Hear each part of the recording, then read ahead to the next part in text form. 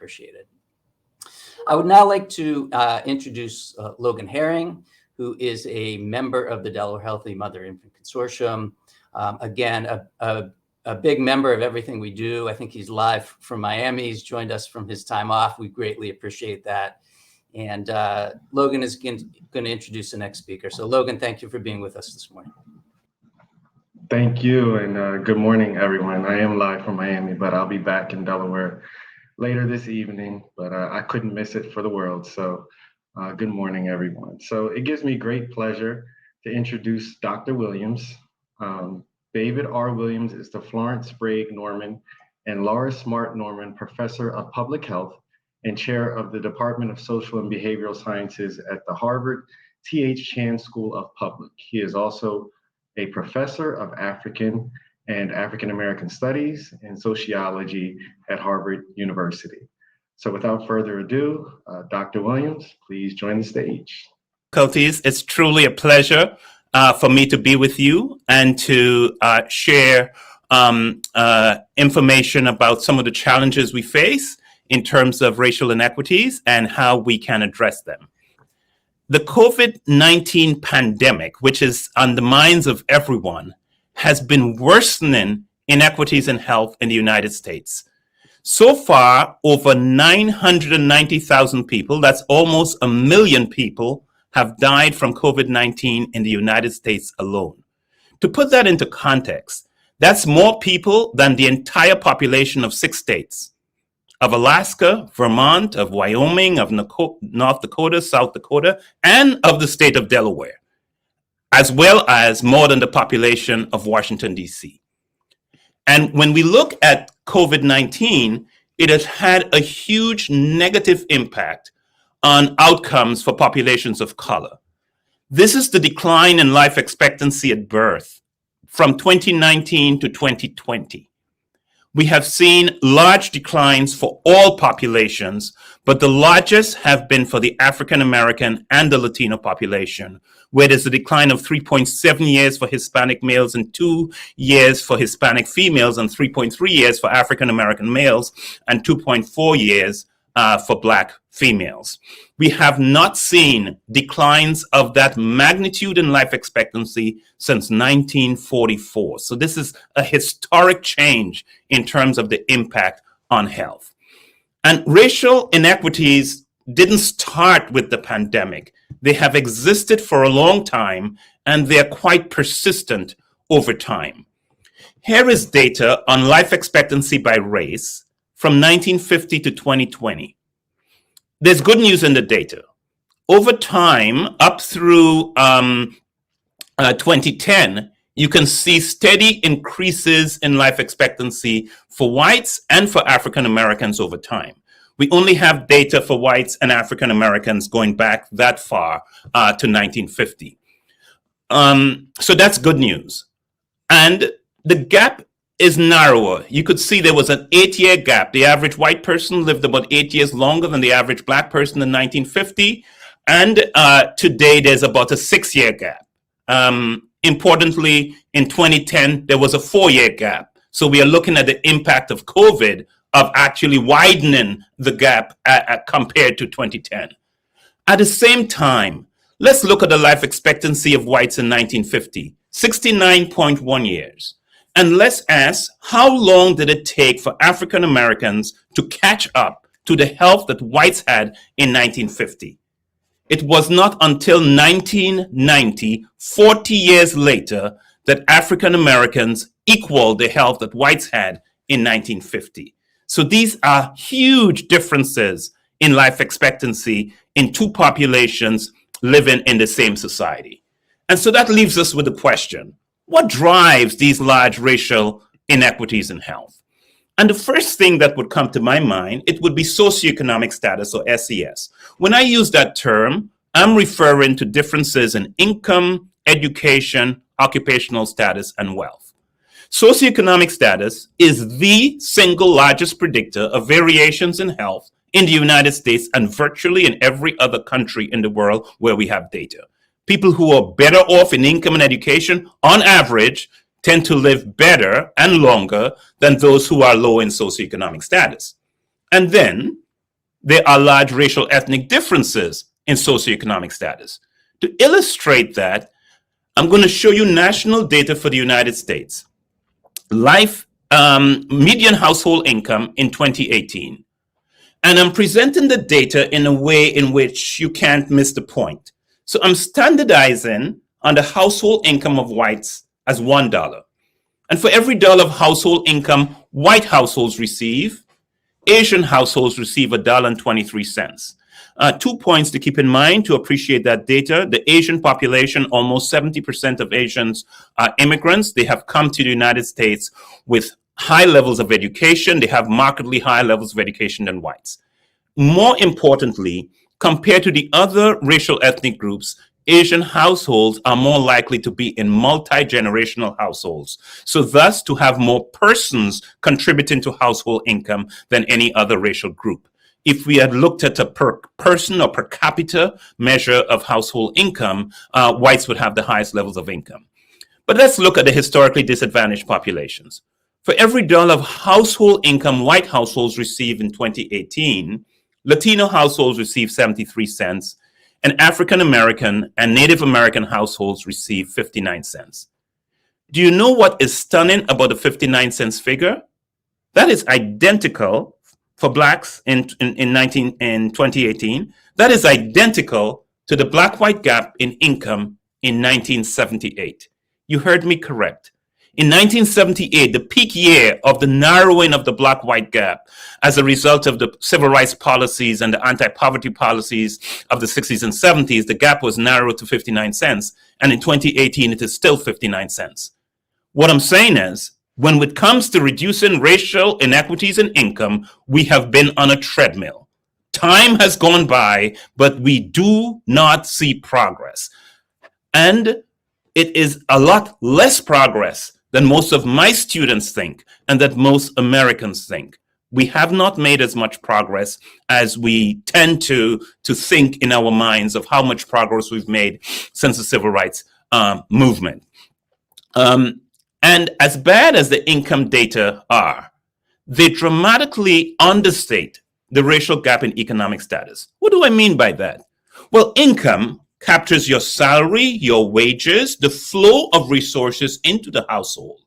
It tells us nothing about the economic reserves that households have to cushion shortfalls of income, your savings, your checking account, your investments, your home equity. That is what we call wealth. And for every dollar of wealth that white households have, according to the Federal Reserve Board, black households have 10 pennies and Latino households have 12 pennies. So the racial gap in economic reserves are even larger. This has real practical implications. When you are low in income and low in wealth, no economic reserves, you can be one paycheck away from being homeless and one paycheck away from being able to feed your family. And this low economic status means that although we've all been in the same storm of the pandemic, we're not all in the same boats. We are in different boats. And when you're low in income and low in wealth, you are not as able to weather the storm as well as others who are in better resourced. When my career started, most researchers thought that the racial ethnic gaps in health were simply a function of racial ethnic differences in income and education. So for example, if you compared blacks and whites at the same level of income and education, race would no longer matter. We now know that life is more complicated, and I'm going to illustrate that for you with national data for the United States. Life expectancy at age 25. That is, at age 25, how long will the average black person, the average white person live? Well, the average white person will live about 5 years longer than the average African American at age 25. And if we look within the white population by education, whites with a college degree or more education live 6.4 years longer than whites who have not finished high school. You see the point I made earlier. The socioeconomic gap is larger than the racial gap. And within the African American population, the best of African Americans in education live 5.3 years longer than those who have not finished high school. Again, the gap within African Americans bigger than the black-white gap. And I'm showing you the data for education. It's also true for income. At the same time, at every level of education and also of income, race still matters. So white high school dropouts at age 25 will live 3.1 years longer than black high school dropouts. And the gap widens as education increases. And this is a stunning statistic I'm showing you. And remember, this is national data for the United States. The best off African Americans, those with a college degree or more education at age 25, have lower life expectancy than whites with a college degree, lower life expectancy than whites with some college education, lower life expectancy than whites who have graduated from high school. So what do these data tell us? They tell us there's something profound about income and education that matter for your health, regardless of your race. But they also tell us there's something else about race that matters, even after you've taken income and education into account. So what else it is? What drives racial inequality in the United States? What do Americans think? I want to show you national data for the United States, a 2018 study that found that 42% of all Americans believe that the problem driving racial inequality is the laziness of blacks, that blacks would do as well as whites if they only tried harder. And we see a huge political divide on that question. 72% of Republicans endorse that view compared to 23% of Democrats. By race, we can see 45% of whites, 43% of Latinos, and even 24% of blacks endorse that view. The problem is just working harder. And if we look within the white population, among white males, it's 52%. Among white females, it's 39%. And among those with whites with less than a college completion, 51%. Among college educated whites, it's one third, 33%. So you can see a lot of Americans think that the problem is just not working hard enough on the part of blacks. So what I want to discuss with you is, what does the scientific research say? What does science clearly say? Science clearly tells us that racism and racial discrimination are alive and well, pervasive and thriving in America, and are responsible for the inequities in health. So let me talk first about what do I mean when I say racism. I think of racism as a societal system. It's an organized system. It categorizes and ranks groups. It devalues and disempowers some and differentially allocates opportunities and resources. The development of racism is undergirded by an ideology of inferiority, in which we think of some groups as superior and others as inferior. Yes, the system of racism leads to the development of negative attitudes and beliefs, prejudice and stereotypes to outgroups, and differential treatment, discrimination, by individuals and social institutions. I want to talk about these mechanisms and how they matter for health. So first, I want to talk about a mechanism of structural or institutional racism that I have studied called residential segregation. This is a 2001 paper where I argued that residential segregation by race is a fundamental cause of racial disparities in health. That we are kidding ourselves if we think we will address inequities in health if we don't fundamentally address the drivers that are doing this. And why would I make such a statement? Well, let me share with you some evidence. John Sell was a historian at Duke University. He wrote a book about the origins of segregation in the US South and South Africa. He argued that residential segregation by race in America was one of the most successful domestic policies of the 20th century. And you're saying, but what does segregation have to do with anything? Think of segregation like a burglar at midnight. It slips into the community, awakens no one, but once it shows up, valuables disappear, like quality schools and safe playgrounds and access to good jobs and a healthy environment and safe housing and high quality transportation and access to quality healthcare. Research in the US reveals all of these desirable goods that I just showed you here vary by your zip code, vary by your neighborhood, vary by where you live. Some evidence. This is William Julius Wilson and Robert Sampson, two of America's most eminent sociologists, colleagues of mine at Harvard University. They did a study of the 171 largest cities and said there's not even in the US, and said there's not even one city where whites live in equal conditions to those of blacks. And they concluded that the worst urban context in which whites reside is considerably better than the average context of black communities. That's the inequality produced by residential segregation, a policy that determined where you could live based on your race. Now, that's a 1995 study. So have things gotten better over time? I'm glad you asked. Here is the work of Professor Dolores Acevedo Garcia from Brandeis University.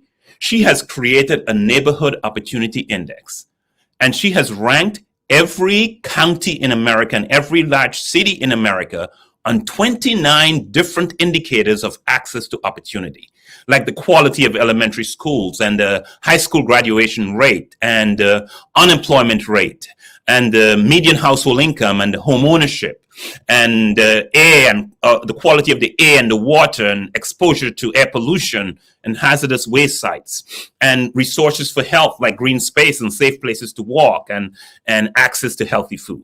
These are just a few examples of 29 different indicators of access to opportunity in the United States. And what did she find? And this is a 2020 paper. She looked at the 100 largest metropolitan areas in the United States, and she asked a simple question: which children live in the very low and low opportunity neighborhoods? And she found 2/3, 67% of all black children, 58% of all Latino kids, 53% of all Native American kids, and about 1 in 5 white and Asian kids live in very low or low opportunity neighborhoods. On the other hand, who lives in high and very high opportunity neighborhoods? Almost 2/3 of all white and Asian children, and only about 1 in 5 African American and Latino kids. So where you live is a powerful predictor. In 2020, this study was done of access to opportunity in the United States. In fact, research by economists show that it's the opportunity at the neighborhood level that is responsible for the racial ethnic differences in socioeconomic status. I'm going to show you 2 studies. This is one by David Cutler, an economist at Harvard University. National data for the United States, African American and white youth making it in the labor force. He showed statistically, using fancy econometric models, if you could isolate and eliminate residential segregation in America, you would erase black-white differences in income, in education, and in unemployment, and reduce racial differences in single motherhood by 2/3. These differences exist not because people aren't working hard enough, but because they live in neighborhoods that don't have access to opportunity. One more study, another Harvard economist, Raj Chetty. By the way, he has created a website called the Opportunity Atlas. You can go to that website and look at different communities and see examples of this main point he finds. He asked an intergenerational question. He says, let's look with national data, all data from the US Census. Let's look at black and white children. And let's compare black and white children who started out life where their parents had the same level of household income. How are the children doing? And he finds that black boys have lower earnings than white boys in 99% of census tracts. That's 99% of neighborhood areas in the United States, taking their parental income into account. Why? They're not working hard enough? No, they live in neighborhoods that differ in access to opportunity. Black boys do as well as white boys if they live in neighborhoods with good resources, but that is not the case in 99% of census tracts where black boys live in the United States. What do these data tell us? It's a disturbing truth, but we have to face the truth if we will effectively address it. It tells us that the racial inequities in income and education that matter for life and health do not reflect a broken system. No, they reflect a carefully crafted system, functioning as planned, successfully implementing social policies, many of which are rooted in racism. So the inequalities we see are not random events, are not failures to work hard, are not acts of God. They illustrate the ways in which racism through upstream mechanisms that people use the term structural racism or institutional racism has produced a truly rigged system in the United States. And this segregation also affects access to quality medical care. I'll illustrate that with one segregated community in the United States, and that is South Los Angeles. In that community, the population, poor Black and Latino population, elevated levels of pre-existing conditions, epidemic of poorly controlled chronic diseases, fewer physicians than the average US community, a shortage of primary care doctors, a severe shortage of specialists, a low number of hospital beds, high rates of diabetes and other chronic disease.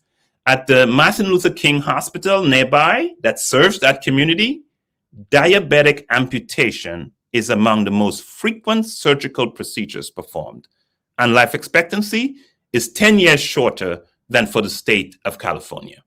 And what's the context of that hospital serving in that community? Medicaid in California is called Medi-Cal, is the most common insurance linked to the employment opportunities that the poor individuals have and low-income individuals have.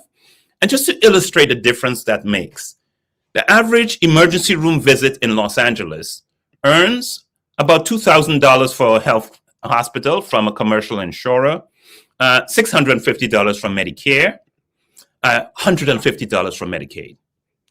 So this lifelong reduced access and quality of care that exists within this poor segregated neighborhood area reflects the historic and ongoing underfunding of care in segregated communities and has created for many Americans a separate and unequal system of care that impacts their health. Research also reveals that when you live in a highly segregated, disadvantaged neighborhood and you are low in income and low in wealth, you have higher levels of exposure and greater clustering of economic stressors, of psychosocial stresses, of physical and chemical stressors. So I've talked about segregation as one example of structural or institutional racism. There's also racism at the individual level. There is interpersonal discrimination, and that is an added source of stress compared to the other stressors I just talked about. Let me illustrate that with some of my own work.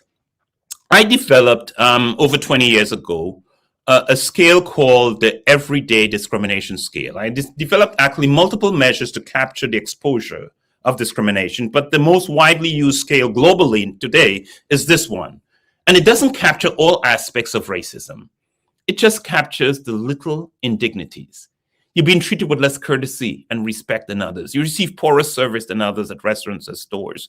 People act as if they think you are not smart, or they're afraid of you, or they think you are dishonest. You get the point? Just little indignities. Just to illustrate the power of this measure and how discrimination is literally killing people prematurely, I'm showcasing the work here of Dr. Tenny Lewis, a researcher, was at Yale University, now at Emory University in Atlanta. Each line on this slide reflects a different study she conducted, in each study looking at the everyday discrimination scale. So in one study, she found that higher levels of everyday discrimination leads to more rapid development of heart disease as captured by coronary artery calcification. In another study, in two other studies, she finds higher levels of everyday discrimination predicts higher levels of inflammation in the blood. When there's high inflammation, you have higher risk of diabetes, of blood pressure, and so on. Everyday discrimination is an independent predictor of hypertension. Pregnant women who report everyday discrimination give birth to lower birth weight infants. A study of the elderly followed over time. Higher levels of everyday discrimination predicts more rapid declines in cognitive function. A study of community residents, higher levels of everyday discrimination predicts poorer sleep quality and shorter sleep. A study of adults followed over time. Higher levels of everyday discrimination is an independent predictor of premature death. The people are literally dying early because of exposure to the stress of discrimination. And I could go on. Higher levels of everyday discrimination, dose-response relationship with visceral fat. Visceral fat is the deep internal fat in our abdomen that predicts higher risk of diabetes and a broad range of metabolic problems. So it just illustrates the negative impact of discrimination on health. And research is also documenting that there are hidden ways in which stressors linked to race and racism also adversely affect health. I'll illustrate just some of them. This study found that over 70% of Black women in this study said they were very concerned that their children might be harmed by the police. The stress and worry on parents. Another study published just last year of 3,000 mothers in 20 cities found that 1 in 4, almost 1 in 4 urban youth are stopped by the police by the age of 15. And mothers of youth who were stopped by the police are more than twice as likely as other mothers to report depression and anxiety-related sleep difficulties. So we are documenting negative effects on the health of mothers linked to just the exposure of their children to stops by the police. Here is another study done by Professor Brandisha Tynes from University of Southern California.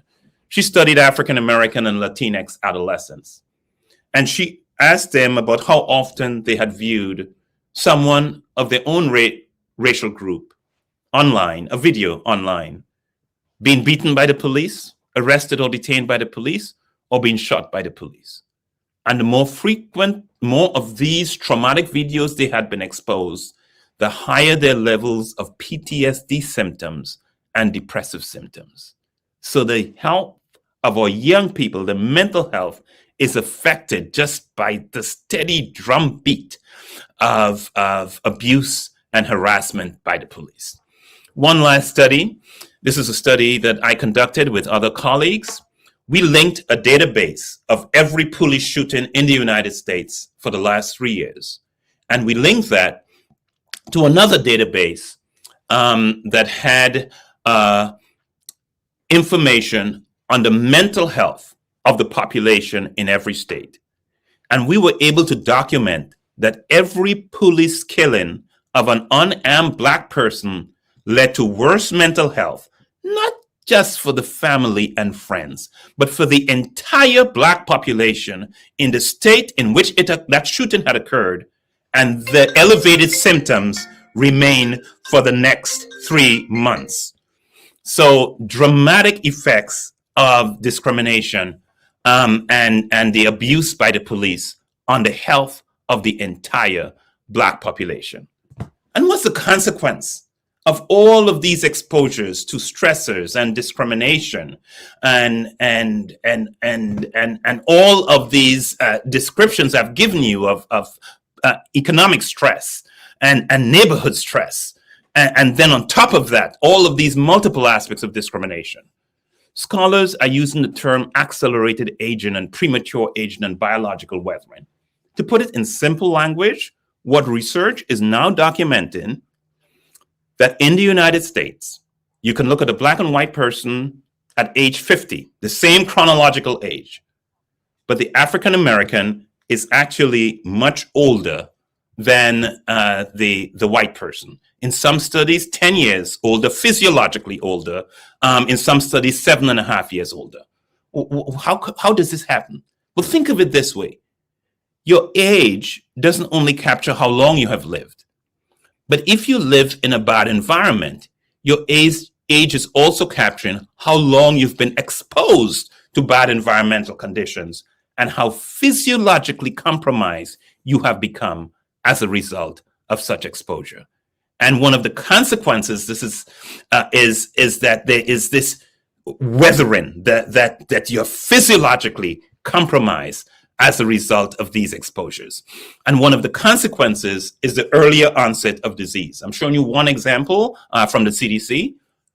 At age 50 to 64, 61% of African Americans have high blood pressure compared to 41% of whites, but you could see the racial gap at every age. The earlier onset of disease, the greater physiological dysregulation, and that accelerates with increasing age. So I've talked about structural racism, segregation. I've talked about individual discrimination. I want to touch base briefly on the cultural racism, the racism embedded in the stereotypes and stigma that leads to implicit biases in our society. These stereotypes trigger discrimination that reduce access to societal resources. Unequal Treatment is the title of a book, very influential report, published almost 20 years ago, 2003, by the National Academy of Medicine.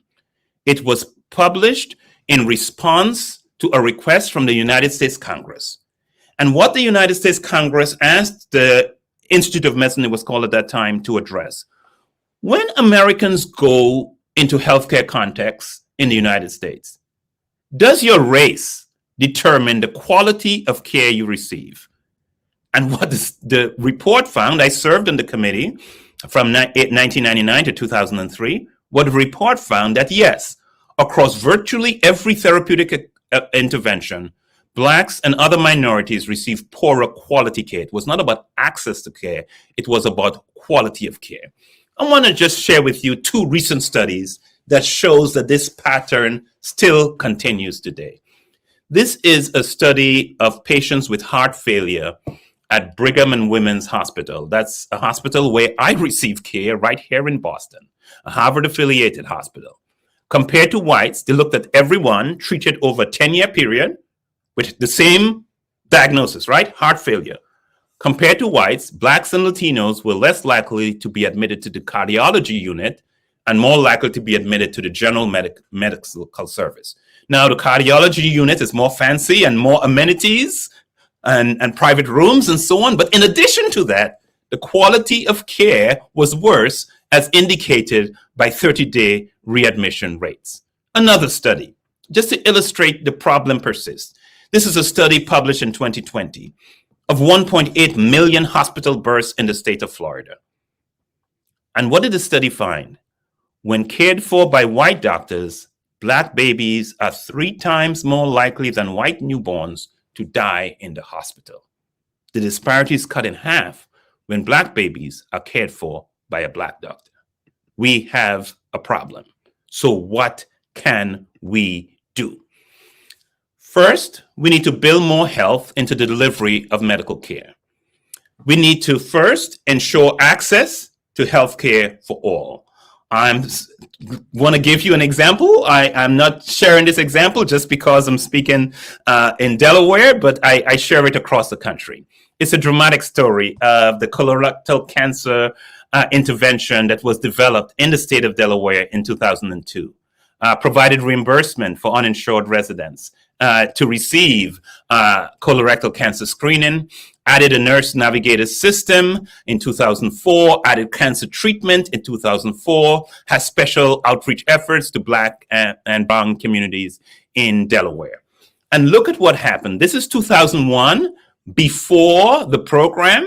And you could see in terms of having received colorectal cancer screening, you could see that whites had higher rates of screening than African Americans. 2009, after the program has been implemented, you could see the screening rates have gone up for African Americans, they have gone up for whites, and the gap has been essentially eliminated.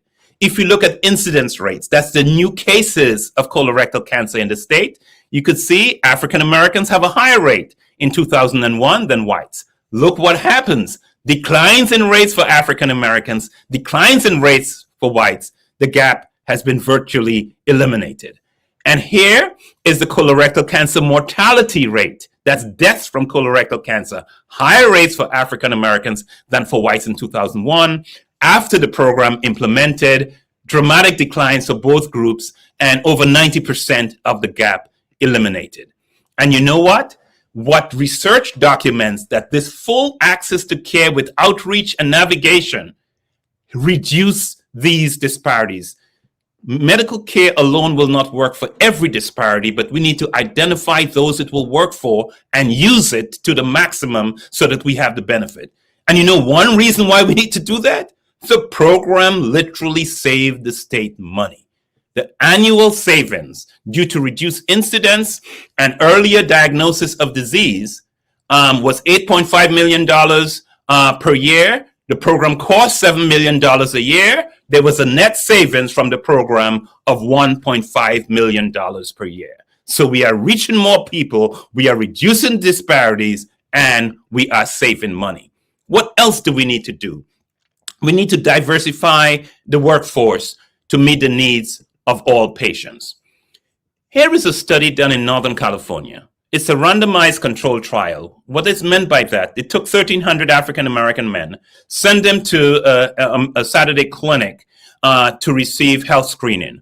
But when they got to the clinic, they randomized them by the flip of a coin. Some went to see a black doctor, some went to see a doctor of another race. And what the study found is that the African-American men who saw a black doctor were more likely to talk to the doctor about other health problems, more likely to do a screening for diabetes, more likely to get the flu vaccine, more likely to do the screening for cholesterol. So they were more engaged and involved in their health care when they saw someone they could identify with. We face a challenge in this nation. In 2014, there were fewer African-American males in the first year of medical school than there were in 1978. In 1960, mid-1960s, 2.9% of all practicing physicians in the US were black. In 2019, 5% of physicians were black, 6% Latino, 0.3% Native American. We have a long way to go. But I bring you good news.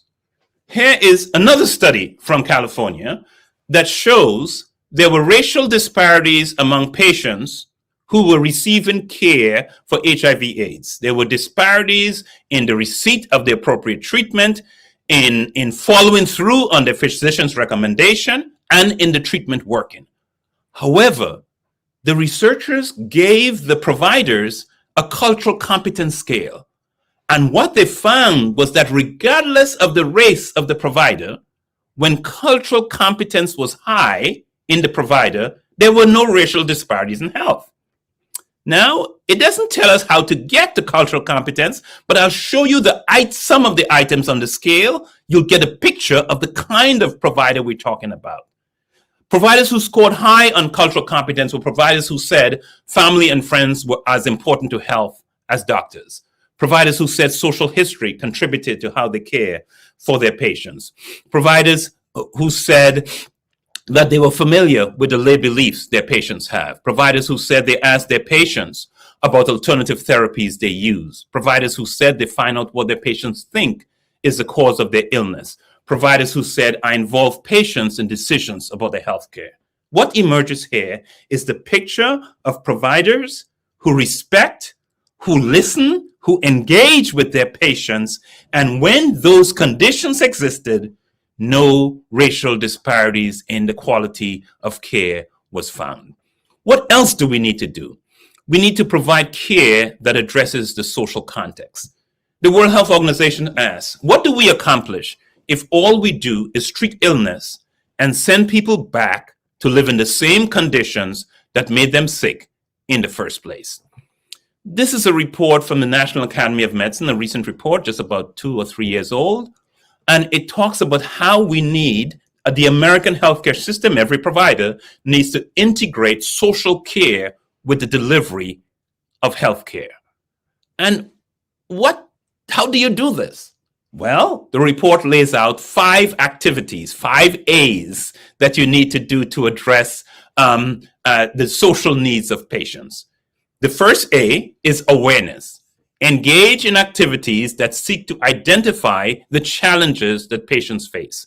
At the individual level, you can do adjustment. That is, activities that alter the conditions faced by the patient. So you change the underlying conditions. And the second A is assistance, activities that provide help to the patients and connecting them with relevant resources to address their problems. And then at a community level, we can think of alignment, activities that facilitate synergies with what others in the community are doing to improve assets and health in the community. And finally, advocacy. Yes, healthcare systems and healthcare professionals can advocate for change. We are all voting citizens, engaged citizens within our communities. Let me illustrate these 5 A's by illustrating it with transportation.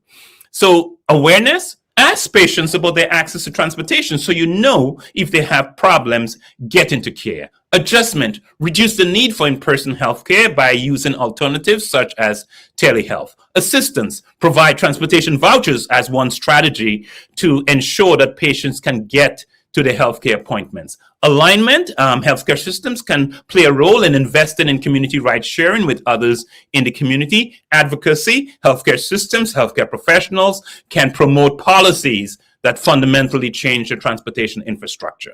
These are the 5 A's. That's part of our work of addressing the underlying challenges that individuals face. However, there is more to health than healthcare. And fixing the healthcare system alone will not solve the problems. When most American policymakers think about healthcare, they think about access, they think about affordability, they think about coverage, they think about personal responsibility. But we also need to think about the living and working conditions in homes and communities, and the access to social and economic opportunities and resources, income, education, housing, working conditions, community resources that all drive health. And we need to think of how we can do interventions in this space. So what else can we do?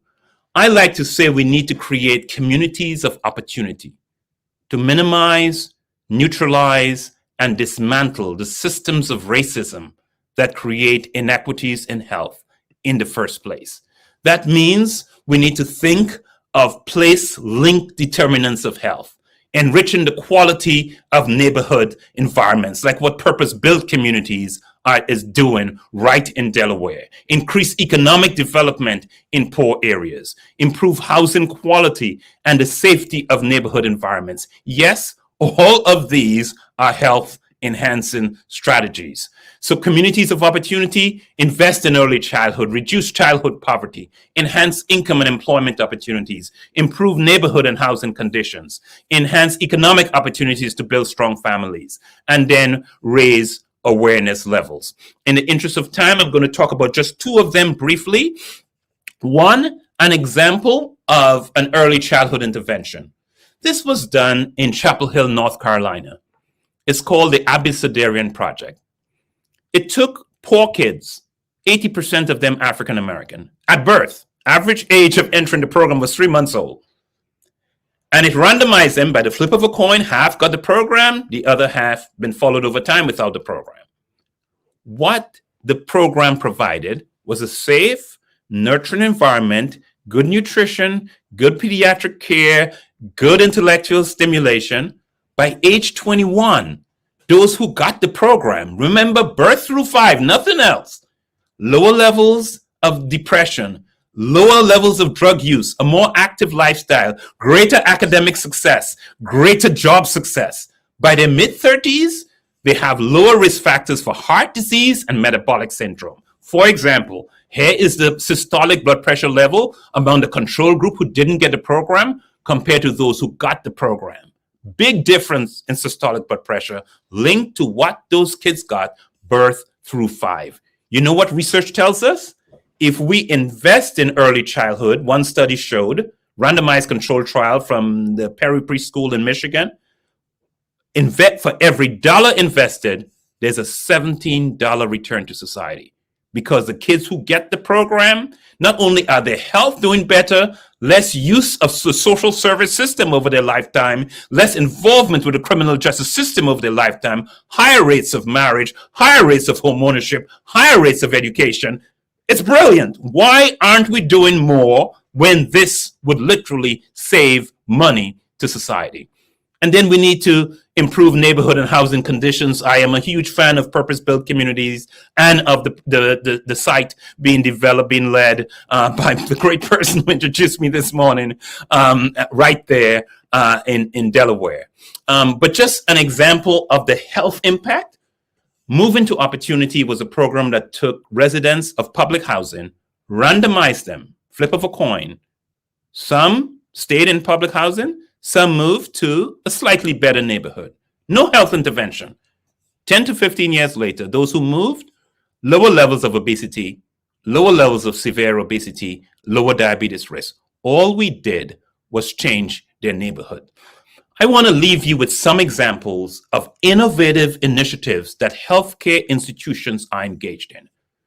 The Boston Medical Center, the safety net healthcare hospital in the city of Boston, developed a rooftop farm, transformed the roof of one of the major hospital buildings to become a farm where they could grow food for their community and their patients.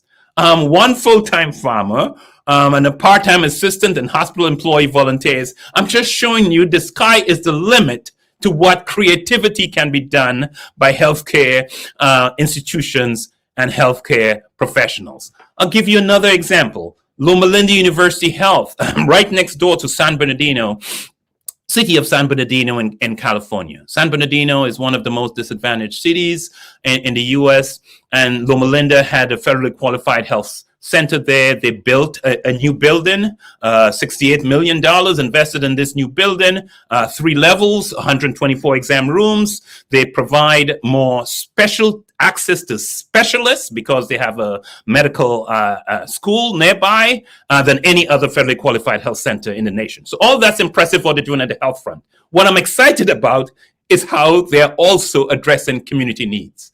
The top floor of this federally qualified health center is what they call a gateway college. In the city of San Bernardino, only about 20% of high school graduates obtain any additional education. And so they are addressing the unemployment challenge in the community by providing certificate programs that are less than a year, like becoming a certified nurse assistant or pharmacy tech or surgical tech or community health worker. And I visited these students at the Gateway College. And what was amazing was not only they were being successful and supported in completing their programs, but just being in these programs had expanded their minds to the possibilities. There were students talking about they want to go to medical school now. They're thinking of nursing school. It's just opened their minds. But this is what a healthcare system is doing to address community needs. Another example, Dignity Health has invested $90 million to other organizations to develop affordable housing from abandoned buildings in communities in which they have healthcare systems. Again, dramatic examples of what healthcare systems are doing. And the last one I'm going to share with you is Rush University Medical Center in Chicago, an academic medical center. It has made a commitment to reduce the racial gap in life expectancy within its service area. There are poor census tracts and wealthy census tracts. And people in the poor census tracts have shorter lives than those in the wealthy census tracts. Well, they've said in 10 years, they plan to cut the gap by half. And what have they done? They've decided to invest locally and develop talent. They are given a preference and new initiatives to hire and train people from their local community. They have decided to use local labor when they are implementing capital projects. They have developed programs for career ladder development for their employees and apprenticeship programs for kids in the high school to develop careers in the health professions. They've decided they will purchase their supplies locally. They are even providing a financial education program for the local community. They are incentivizing their employees to volunteer in the community. So just a broad range of initiatives that one academic center is implementing to say, we are taking this seriously. We really want to improve health. So what's holding us back? What are the barriers we have to address? 3, we need to raise awareness levels. A recent study shows, again, that 50% of Americans don't even know that racial disparities in health exist. If you don't know a problem exists, you're certainly not motivated to do anything about it. Second, we need to develop the political will. And that is, once you know there's a problem, are you willing to do something about it? And third, and it's closely tied to second, we need to build empathy. That is, we need to identify how to tell the story of the challenges of the disadvantaged so people realize the problem is not that people aren't working hard enough, but they are not given the opportunity that America promises. And if we can build empathy and people can feel compassion, then they will say this is unacceptable in our country, and we'll work together to do something about it. I'll leave you with two quotations this morning. Martin Luther King said, "True compassion is more than flinging a coin to a beggar. It understands that an edifice which produces beggars needs restructuring." I've talked about many edifices today, policies that produce beggars. We need a new commitment to restructure them. And finally, I'll leave you with the words of Robert Kennedy. He said, "Each time a man or woman stands up for an ideal, or acts to improve the lot of others, or strikes out against injustice, he or she sends forth a tiny ripple of hope, and those ripples can build a current which can sweep down the mightiest walls of oppression and resistance." Thank you so much. It is my hope, my prayer, that each one of us today will say from this day forward, I want to be a ripple of hope. I want to make a difference. And together we can sweep down the mightiest walls of oppression and resistance.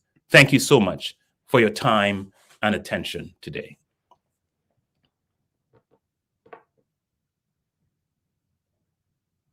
Before, I don't think I've ever heard such a comprehensive presentation of what is ailing our society and has been plaguing us for decades, if not longer. So I appreciate that, and it seems like the general audience is as well. We're getting a bunch of amens and hallelujahs in the chat is what I'm hearing. So At church today, you're saying. So I do have one question that was posed in the chat that I see, and I don't see any others, but we have a few minutes if people want to get questions in. So the first question I see is, what policies can we implement to reduce the racial gap in income and wealth? There's a lot taking place in the policy space. There are a lot of proposals that have been made. There's a report from the National Academy of Sciences of how we can cut child poverty in half in 10 years. There are policies like baby bonds. There are places in New York. New York is one example. I think DC is another, that is giving every child at birth is getting a bond that by age 18 they can cash in to help buy a house to fund their college education. So there's a lot in the space of policies. There's a lot. Look at what Rush is doing. They are a lot of efforts are being made right now to hire more minorities, but we are looking at the end of the pipeline. What we need to do is build the pipeline. So what are we doing to strengthen the quality of elementary education? What are we doing to strengthen the quality of high school education? What are we doing to link kids in summer programs that to strengthen their skills, and summer programs that give them opportunities within the healthcare field to develop their interests? They have ability, they are brilliant, but are we going to let that talent go to waste, or will we invest to do it? So there are just a broad range of strategies. Some of those I mentioned. Logan, you know, I'm a friend of purpose-built communities. I visited East Lake in Atlanta and spent a day there and was just impressed. When people see the challenges of housing and neighborhood disadvantage, many Americans throw their hands up. There's nothing we can do. And what I love about purpose-built community model, it shows we can do something. We can transform access to quality housing. We can improve dramatically the quality of education provided. We can increase access and ability to get employment opportunities. So purpose-built shows it can be done. And I'll say this, purpose-built communities will provide free technical assistance to any community in the country who wants to implement the model. And there's one on the ground that Logan is leading out right there in Delaware. So there is just so much that can be done.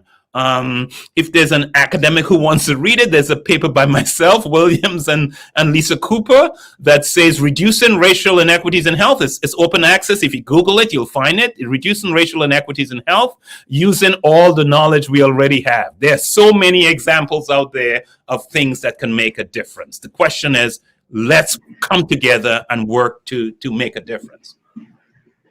Yeah, so I appreciate that because your presentation is very sobering, but at the end, providing those solutions also is very inspiring because the solutions, the answers are out there. There are examples of what works. I know one thing that we are conceptualizing here in Wilmington with Reach Riverside and the work we're doing at our Early Learning Academy at Kingswood is the baby bonds.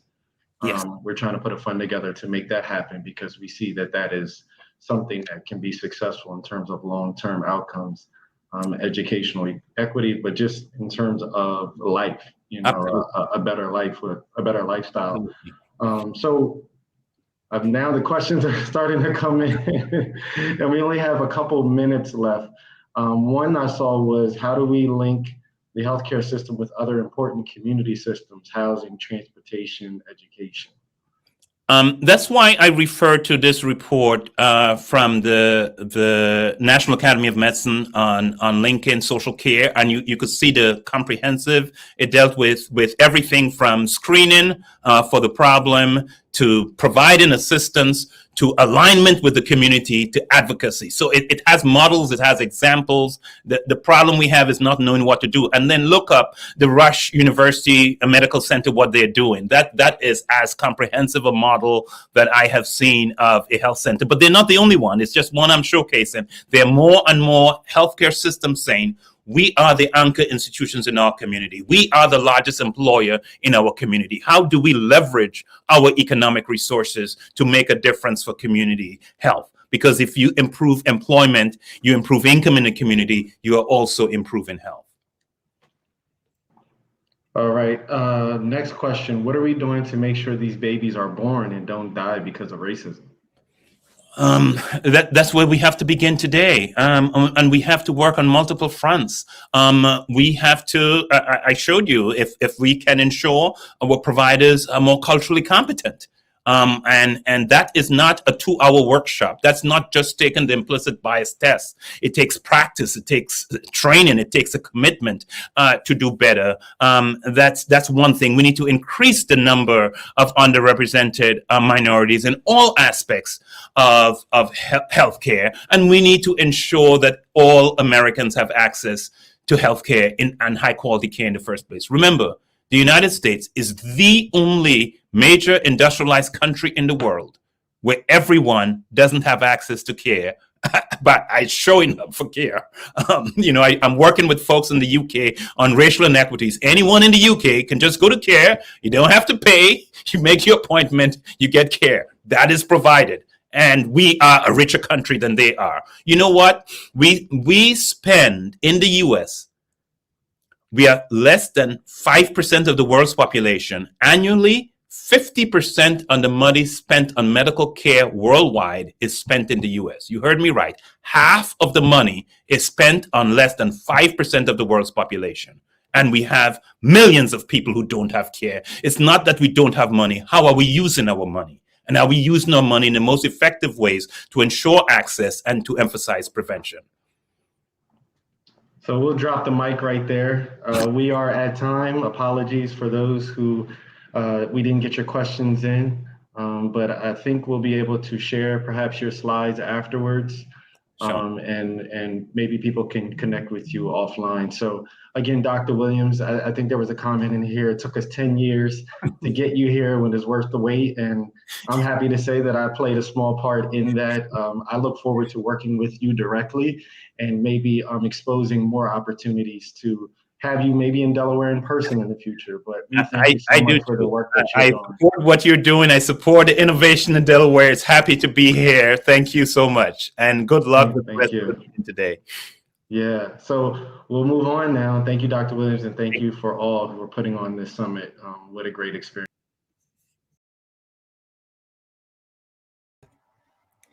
Wow, what a great start. Thank you, Dr. Williams. The positive comments are just overwhelming. And a shout out to our returning keynote speaker, Kay Johnson, for all the positive comments. So now it is my pleasure to move on to our next keynote presentation, Jenny Joseph. I'd like to introduce her to you. She is a well-respected advocate for women and babies. She is a British-trained midwife. She has become one of the world's most respected midwives and authorities on women's health for healthy pregnancies, healthy deliveries, and healthy babies. She is also the founder and executive director of Common Sense Childbirth Incorporated and the creator of the JJ Way, which we will learn much about in a few minutes. This is an approach that she has designed for both women and children. She did move to us and joined us here in the United States in 1988 and began a journey that really has culminated in the formation of a very innovative maternal child healthcare system, which markedly improves the birth outcome of thousands of women and children. We are very pleased that she is joining us from Florida today, virtually, and I will now turn it over to my new colleague and friend, Jenny Joseph. Jenny? Thank you. I appreciate the introduction. I appreciate the opportunity to be here today. I am just blown away and wonder if I could actually follow Dr. Williams. We'll see. What an inspiring talk. And I feel like that's the hashtag of all hashtags. It's time to tell the truth. Thank you, Dr. Williams. Let me get ready to share my screen.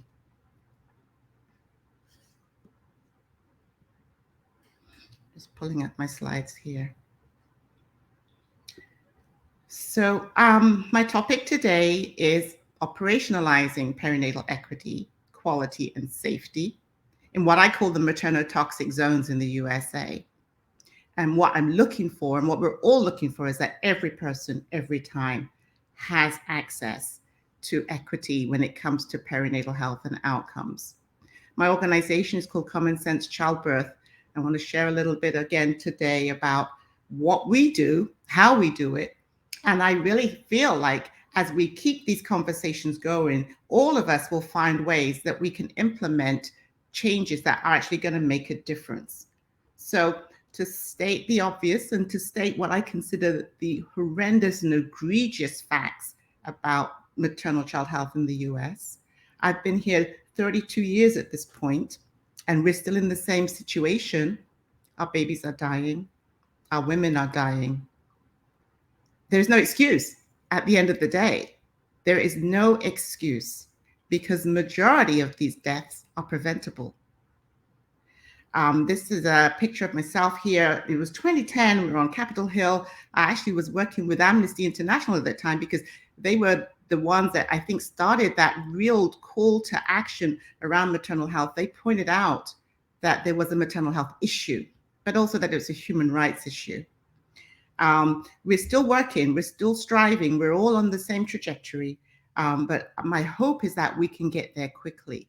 As your questions came in for Dr. Williams, those are questions that, how do we get this done? How are we getting there? I feel like we may have some answers here. We may have some ways. So I want to engage you today to see if you agree with me. One of the stats I have on the screen here, I just want to go back to that real quick. Hold on. 50,000 nearly die or near miss events.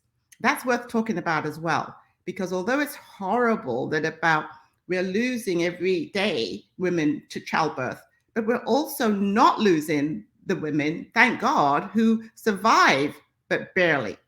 These are the people I am extremely concerned about, because as we know, women don't often speak about their experiences. They don't share their stories.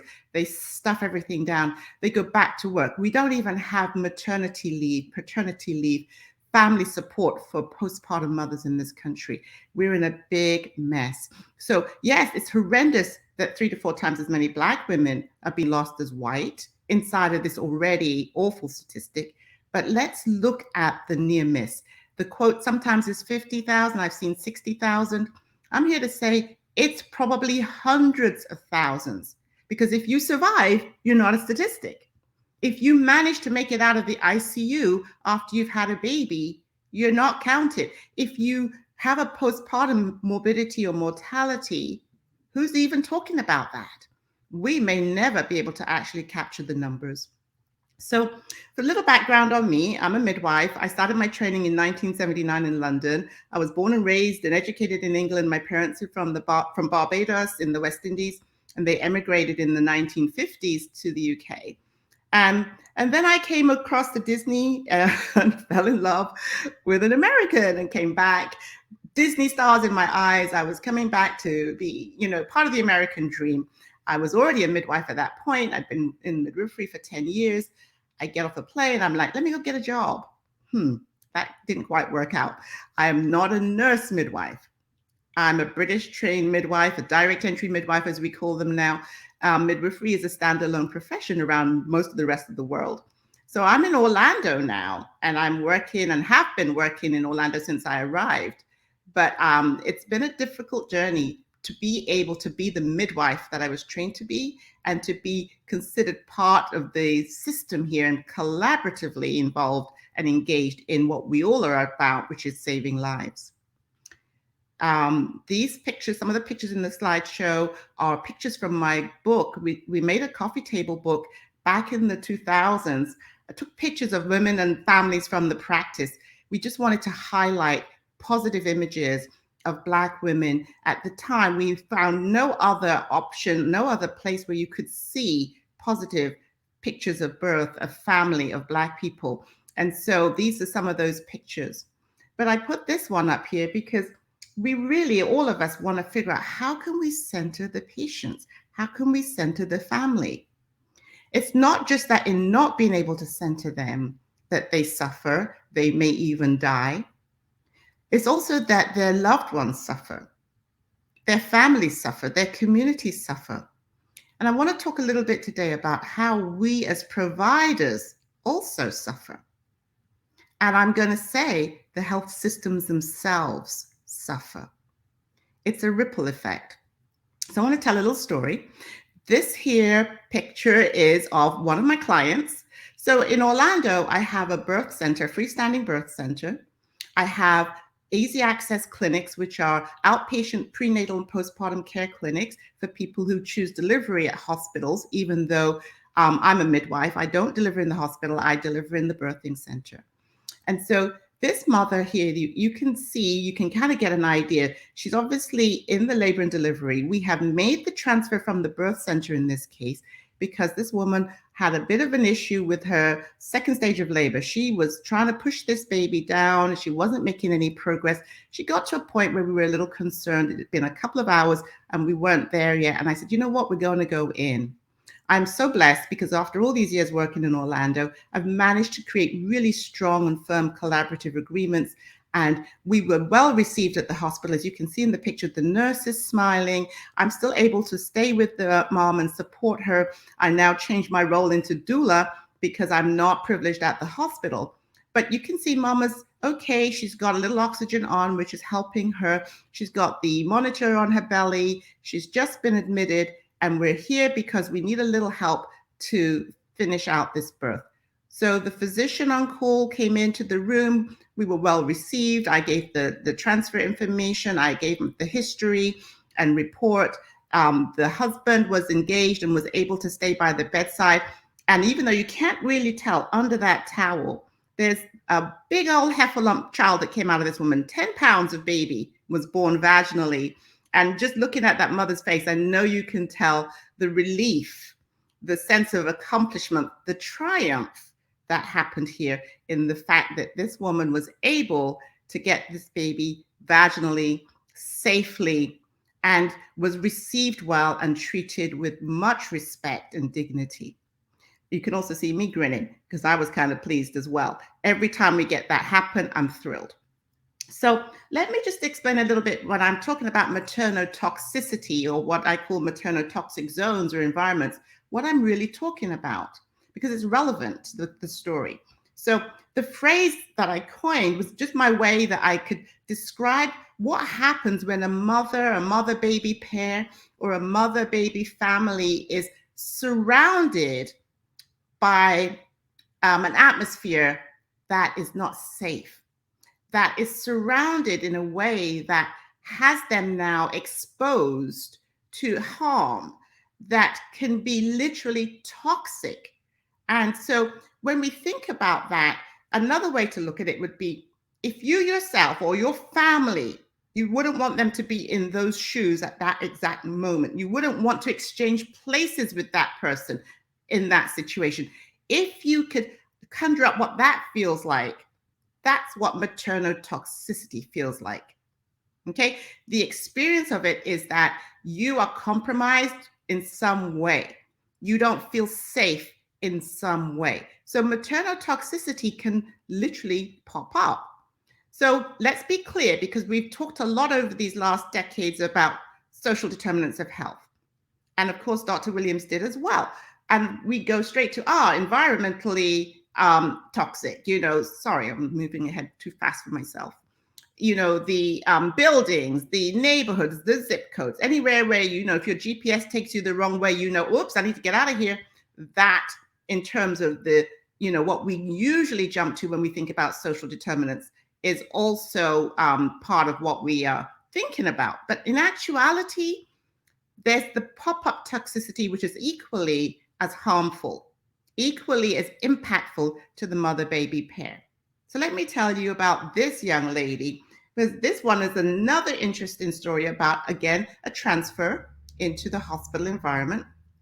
This mother was attending one of my clinics. We run clinics for people who want maternity care, midwifery care, supportive care, culturally safe care, but are going to have a hospital birth by design and are going to be comfortable and happy to be delivered by the physicians or the nurse midwives who are on call for births at the hospital. So this young lady was in the clinic. She was waiting her turn, and she kept pulling funny faces. She looked all uncomfortable. She kind of looked miserable, and I thought she was just mad because she had to wait.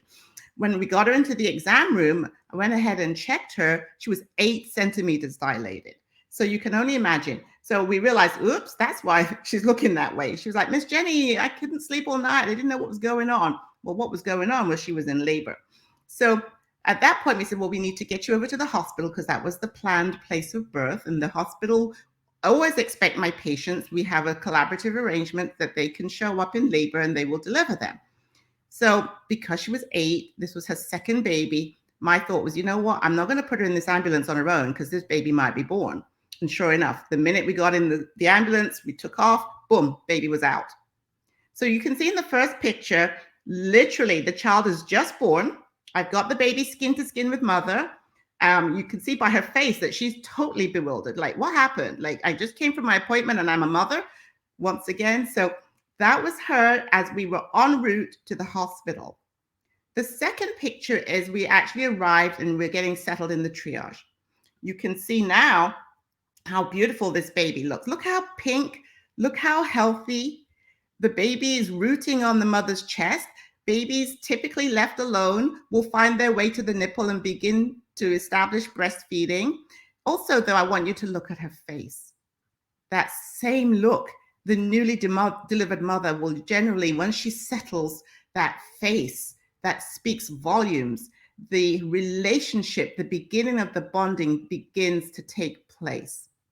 Now, this would make sense if you were in an environment where she had already been, in the labor and delivery room, for example, or if she was choosing the birth center birth, she would have been in the birthing room, and nothing would have ensued here other than, guess what? The placenta would have been born and all would have been well. We would have said, congratulations all around. What a great experience. But she was in the triage department. And the response that she had was that, oh my gosh, this baby was born in the ambulance. And there was this sort of unreal kind of sense of panic and drama because the baby was born in the ambulance. And this is not to cast any aspersions on the staff or the team. Everybody was doing their job. Everybody was on point. But it looks like normal behavior in triage departments and even in labor and delivery rooms is there's a lot of running around. There's a lot of chicken with heads cut off kind of behavior. And the big problem or situation that ensued here was that there was a concern and a little bit of an argument, I'll be honest, about who was going to deliver the placenta. Should the residents do it? Should the hospitalists do it? Should the nurse midwife? There was a big old circus about who should deliver the placenta. Anyway, it was resolved, everything settled, and they decided to take mother upstairs to labor and delivery. At this point, I'm ready to go because I feel like my job is done. Child was delivered safely, everybody's healthy, mother is smiling, placenta is born. So I left. Here's where the story goes south. This woman, as she was transferred upstairs, she told the staff she was planning to breastfeed. She had breastfed her first baby. We see the baby was ready to breastfeed.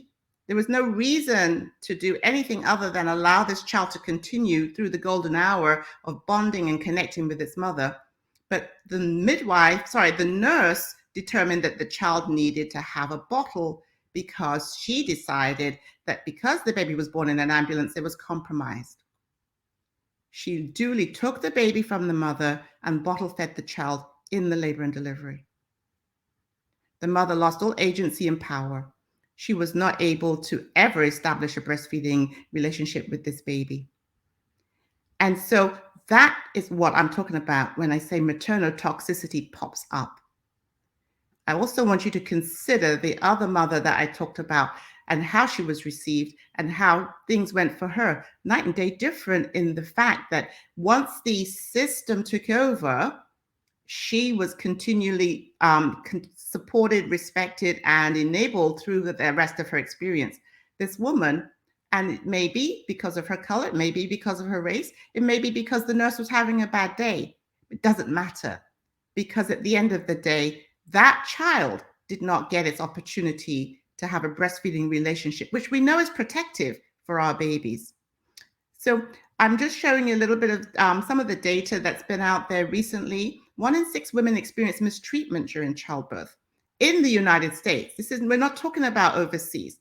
People of color experience more mistreatment in birth, led by the indigenous people, Latinas, and then Black, and then finally white. But that number, this is a quantitative number now, 1 in 6 in American hospitals. So again, I'm not sharing this to wag a finger in people's face and say, yes, you're bad and wrong, and that's why people are suffering or dying. No, I'm pointing out that we have systemic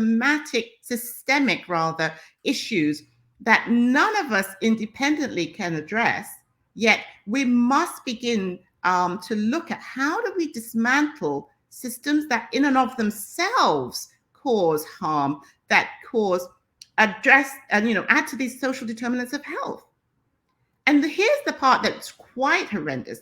It's not just mistreatment in a sort of general subtle way, the microaggressions, for example. No, shouted at in a labor and delivery room in the United States, refusing requests for help, violation of physical privacy, threatening to withhold treatment. These are the top 4 of many types of mistreatment going on in the United States as far as healthcare. Here's the thing. Whenever we talk about maternal child health, we do tend to focus right in on the labor and delivery experience. And of course, what I've been talking about right now so far is labor and delivery. But most of this work and most of this need is in the outpatient space, in the pregnancy space, and for sure in the postpartum. Finally, we're talking about the need for help and support throughout the postpartum year. Yes, we must talk about that, because this is the only country in the entire world where we have totally ignored postpartum for the most part. A 6-week checkup doesn't do anything for anybody. So we have enough research. We have all the evidence we need. My question is, where is the evidence-based outrage? Where is that concern? Because at the end of the day, we have to ask ourselves, how much more can we keep gathering of these statistics and still come back with, well, we don't know, we need more research. Actually, I don't think so. We have plenty of information. And when we look at the evidence points to this is about racism, not race. This is about classism. This is about sexism. This is about gender discrimination. This is about othering. And maternal toxicity shows up in those spaces. And all of us can be guardians of that. All of us can look at ways that we can mitigate that. Because if we start on the personal level, just like we do for our families, for our loved ones, for our neighbors and our friends, we can make a difference. My esteemed colleague, Dr. Monica McLemore, she wrote about this, among many other things that she says, but I feel like this is so pertinent because I believe this is the truth. Literally, to prevent women from dying, let's stop blaming them. Preventable morbidity and mortality is what we're talking about. So back to maternal toxicity. Okay, the maternal toxic zone can be lethal. It does lead to an increase in morbidity and mortality, and it continues to widen the racial disparities. But let's talk about the providers. The nurse that I spoke about in my illustration, again, not to say, well, look at this bad and horrendous person. She's so mean. She's so ugly. No, because we don't know. It may be that she's just accustomed to the system that says, you know, baby's born in, so, you know, outside of hospital or in jeopardy, baby needs feeding. The baby was not, the blood sugar wasn't checked. The baby didn't look or continue to have any reason. It wasn't having any struggles. And yet her decision was to give the baby a bottle. She also went against the mother's wishes in doing such. So there's times when that work and that position as a provider, because you feel maybe helpless, because you don't want to buck the system, you certainly don't want to be fired or written up, that might impede your ability to do what you might want to do or what you might feel is, you know, more expedient, safer. So there's an impact on the providers too when things like maternal toxicity show up. Many of us are suffering vicarious trauma, moral injury, a sense of helplessness and powerlessness because we're inside of this system, because it is the historical and the traditional and the, dare I say it, okay, I'm going to just use the word unjust, policies and procedures that we still have in place to this day that may have continued on from times when maybe we thought those were great ideas, or we thought that that way of being was acceptable, and it is no longer. But the impact on providers who are interested in the change, who want to see something happen here differently, who want to literally save lives, we're in a bit of a conundrum. Because if the solution to these problems is providing respectful care, and I'm here to say that that is simply one of the easiest, most cost-effective solutions we could come up with. Treat folk the way you want to be treated, the golden rule. That has made the difference, and I'm going to explain to you how and why we've managed to figure that out on our end. So the JJ Way is the name of the model I came up with. I just was really stuck for a name, and I'm, you know, sad for me. I created this silly name all these years ago, and it's stuck. So, you know, I'm Jenny Joseph, and we've gone ahead and just held on to the name. But the mission of this work is to inspire change in maternal child health care, but also to re-empower the birthing mother, father, family, and community. And to do that by supporting the providers, the practitioners, and the agencies that are charged with their care. We will need to support each other. We will need to be brave. We will need to be bold as we look at how can we improve our systems? How can we implement changes within our systems such that every person who wants a healthy baby can get there? Every person, every time. The 4 ways that we've done this, the cornerstones of our work, is that these 4 tenets of access, connections, knowledge, and empowerment. The other thing that we've done is we've been able to grow this work and to share this work on a national level now. We have folk who are in congruence and believe what we're talking about and are doing the same thing. It's amazing how many people are on the ground doing their work. And so our national work, we call it the National Perinatal Task Force. We have now been engaging and enrolling folk who are doing similar work. So we have a community of practice across this nation where we can support each other, because we have to support each other to get these changes done. This is actually a movement. We consider we're building a movement to birth a more just and loving world. We feel like this is one access that we have. We have access to power through the love, the compassion, the care, and the respect that because we're independent, we're able to provide. And also because we recognize where the real issues are, we're willing and hoping and working hard to engage and support all of our interdisciplinary players in the perinatal field. So what we think we're doing and what we hope that we're achieving is investing in the community and the birth infrastructure in order to win all around, that everybody goes together to win. So the critical focus points that we have: safety, obviously, job one; quality, and developing a workforce to fill this space, to build out the ecosystem, to build out the infrastructure that we see is essential to the change. Okay, so this model is really about providing quality by utilizing people who to now may be overlooked, or people who are considered to be not part of the process, right? Like the outside of hospitals or institutions, those folk. It was so thrilling to hear Dr. Williams talk about how community members are getting access to the training and certification that they need, that they start the pipeline early, and they are community-minded folk who are going to return to support their communities. This is what we're about too. We want to provide the access for them. We want to provide the connections, the training, and the empowerment to be in the workforce. But also we want that the families have access to this quality care and support, that it's culturally safe and congruent, that we know that the stakeholders, the providers, everybody understands this from a safety perspective. And when we know that there are proven best practices and solutions that work, that can help Black and Indigenous people of color specifically, because they are the ones suffering most. But when we help them, we help everybody.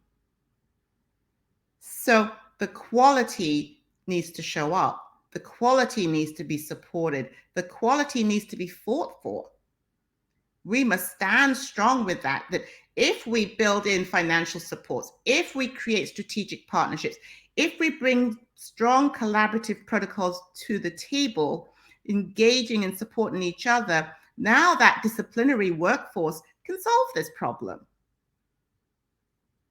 So this is how we work in our work in the larger picture, but let me tell you a little bit more about how we do it on the smaller scale. So this picture is from some of our clinic staff here. From left to right, I have June, who is a community educator. She's a perinatal supporter. She does a lot of our outreach work. She's a doula, childbirth educator, all-round lovely person. Everybody wants to talk to Miss June. Megan is currently a nurse practitioner. When she started with me, she came in as a birth assistant. She was 18 years old. She's now a registered nurse practitioner. She moved all the way through, and she has vast experience in hospitals and in the community. Katrina with the pink stethoscope, she came to me as a medical assistant. She worked with us for 17 years at this point. Her community know and love her. Every family that's come through our clinics feels connected to her, and we all, we can depend on her. She knows everything that needs to be known about how we run a clinical practice. And then Alexis is another medical assistant on the end there, and she's been with us as well throughout the time, even featured in the book I mentioned. She had twins at a young age, and there are pictures of her and her twins in the book, in the coffee table book.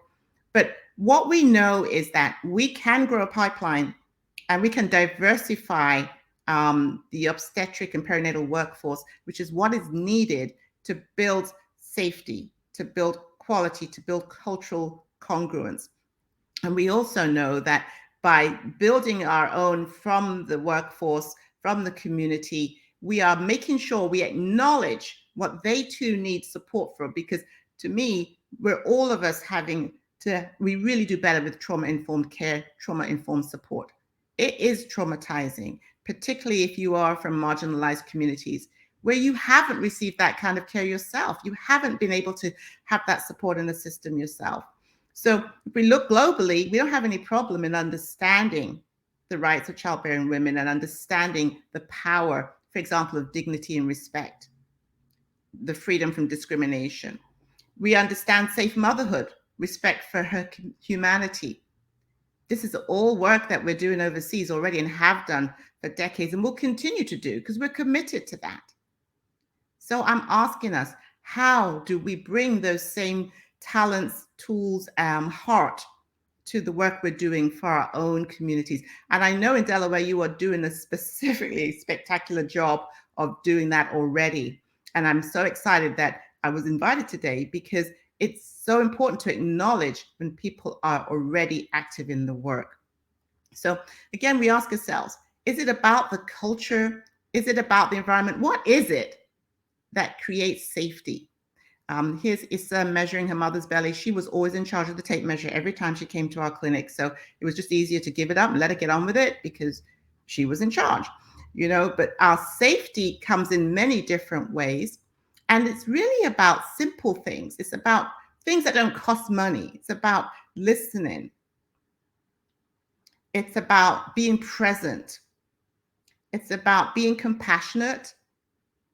It's about recognizing with humility where privilege may show up and where it is not always the best choice to, for example, take a newly born healthy infant and bottle feed it against the wishes of its mother who wants the opportunity to breastfeed.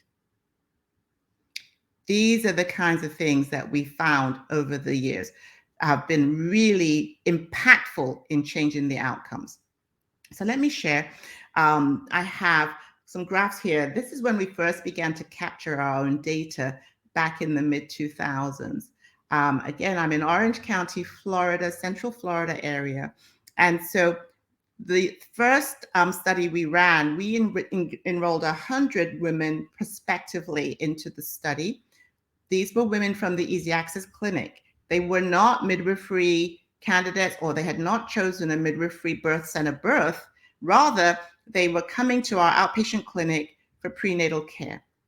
We also run clinics in Spanish. We use native speakers only, and we at one point had a Portuguese language clinic going as well, which we don't have any longer because we don't have a provider who speaks Portuguese right now.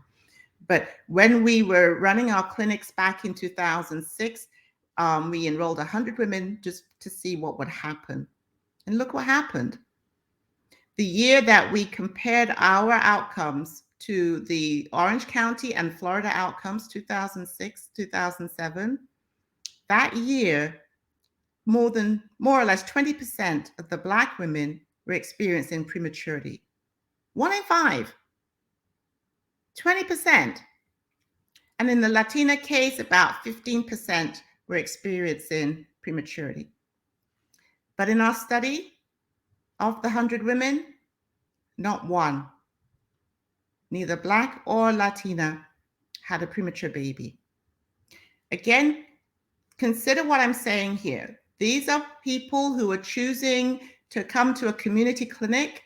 And I'll be honest, the reason that they choose our clinic is not because they're looking for midwifery. Some of them are, but not the majority. They choose our clinic because they know our policy, which is no one turned away. There isn't any barrier. Access is our first tenet. So we do not impede access for any reason. Rather, we run the triage. We make sure that we get you in so we can sit you down, so we can take a minute to listen and understand what it is you need, what you're looking for, what concerns you, and then we can work together to help you. There are many women who come into my Easy Access clinics who don't belong. because they have high risks. And so because we run the clinic, because we give them access and allow them to get started, we can create a chart. We can order labs, we can order ultrasounds.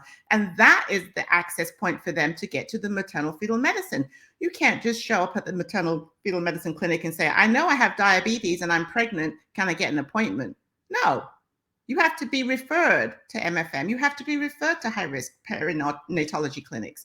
You cannot be referred if you don't have a physician or you don't have a clinic. You can't create your own records. And sadly, if you run to the emergency room, you can't even get the records out of the emergency room because they get locked up into medical records, and until a physician requests them, you're not going to get them. So when you look at the barriers and the hoops and hurdles, the bureaucracy and the crazy, these are things that the system has created. And yet we blame the mothers. Oh, she's late to care. She doesn't care about her baby. She just ran to the ER so she could get an ultrasound. We have to be careful as we continue the tropes and the discrimination that shows up in how we perceive people are being and how we have a propensity to lean towards, well, it's their fault.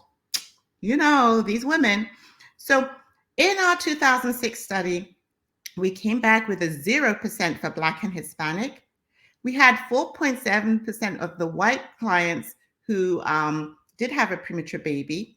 Interestingly, all of them in that group were smokers.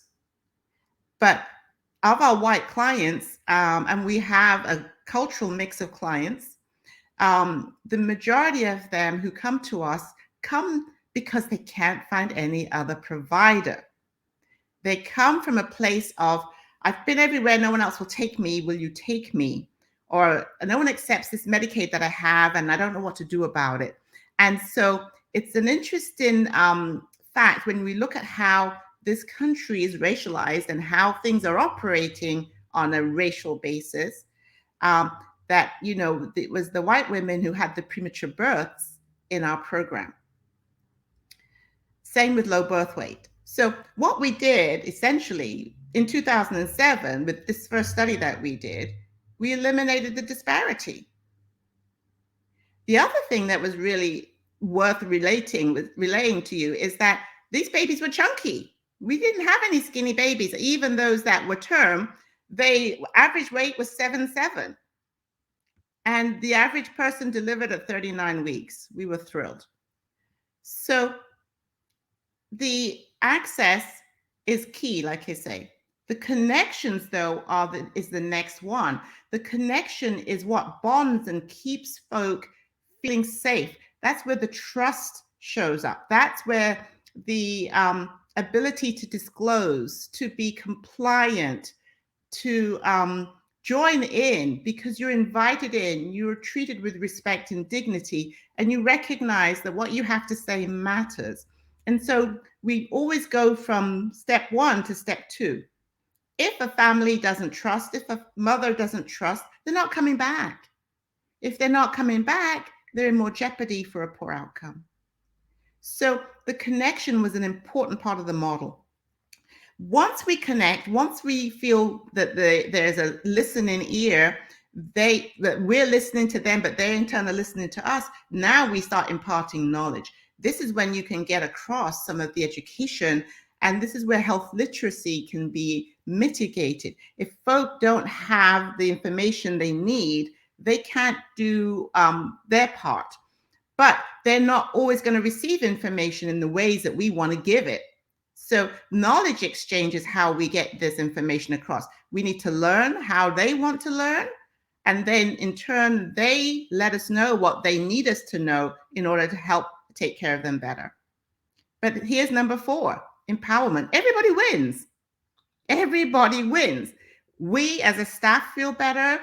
We are more engaged in our work. We're more excited about our work. You see the longevity in our work. You know, I have staff that's been with me forever, but also the families feel stronger, feel better. How is it that somehow this kind of approach causes services to lock tight? How is it that the child's birth weight is increased because of this kind of care. We aren't doing any fancy or expensive obstetric wizardry. We're not shooting everybody up with McKenna injections so that they can go to term. This simple approach has made the difference consistently. So in 2014, one of the studies we did a comparison and matched pairs with a local demographic, with a clinic that had also been providing prenatal care, because we wanted to see, was it just the actual prenatal piece, the medical care? Because there are studies that look at quality of prenatal care or numbers of prenatal visits, and they call that adequate or inadequate prenatal care. So we did a match study in this case, and we came out statistically significant for the mix, the same demographics, the same mix of race and socioeconomic status, and the fact that both groups were receiving prenatal care. But our group, once again, longer gestational periods, lower preterm birth rates. This is significant because, again, what's the intervention? Well, if you want to say in a nutshell, being nice, being compassionate, being thoughtful, being respectful. The 2017 study was also quite an eye-opener. At this point, when we got to this one, we had a higher preterm rate in the 2017 at 8.6, but we were still lower than the county and the state. And also for Black women especially, we were way lower. And then what was interesting for us was that the white women also were lower than the white women in the county and the state. This has been our consistent experience year in and year out. The COVID year, 2020, we went to telehealth completely. We shut down our clinics. We were still delivering babies as they showed up in labor, but we did all prenatal care and all postpartum care via telehealth. We were mailing out Dopplers. We found a bunch of Dopplers on eBay, and we would buy the Dopplers that we could afford. We did donation drives, and we provided mothers and families with Dopplers at home so they could hear the heartbeat. They had blood pressure cuffs at home. I started sending out urine test strips so they could pee on a stick at home. We were as creative as we could be. But what we held was that there was still access to the safety and quality of our care. And so through the COVID year, we came back with one premature baby out of 486 patients for that year.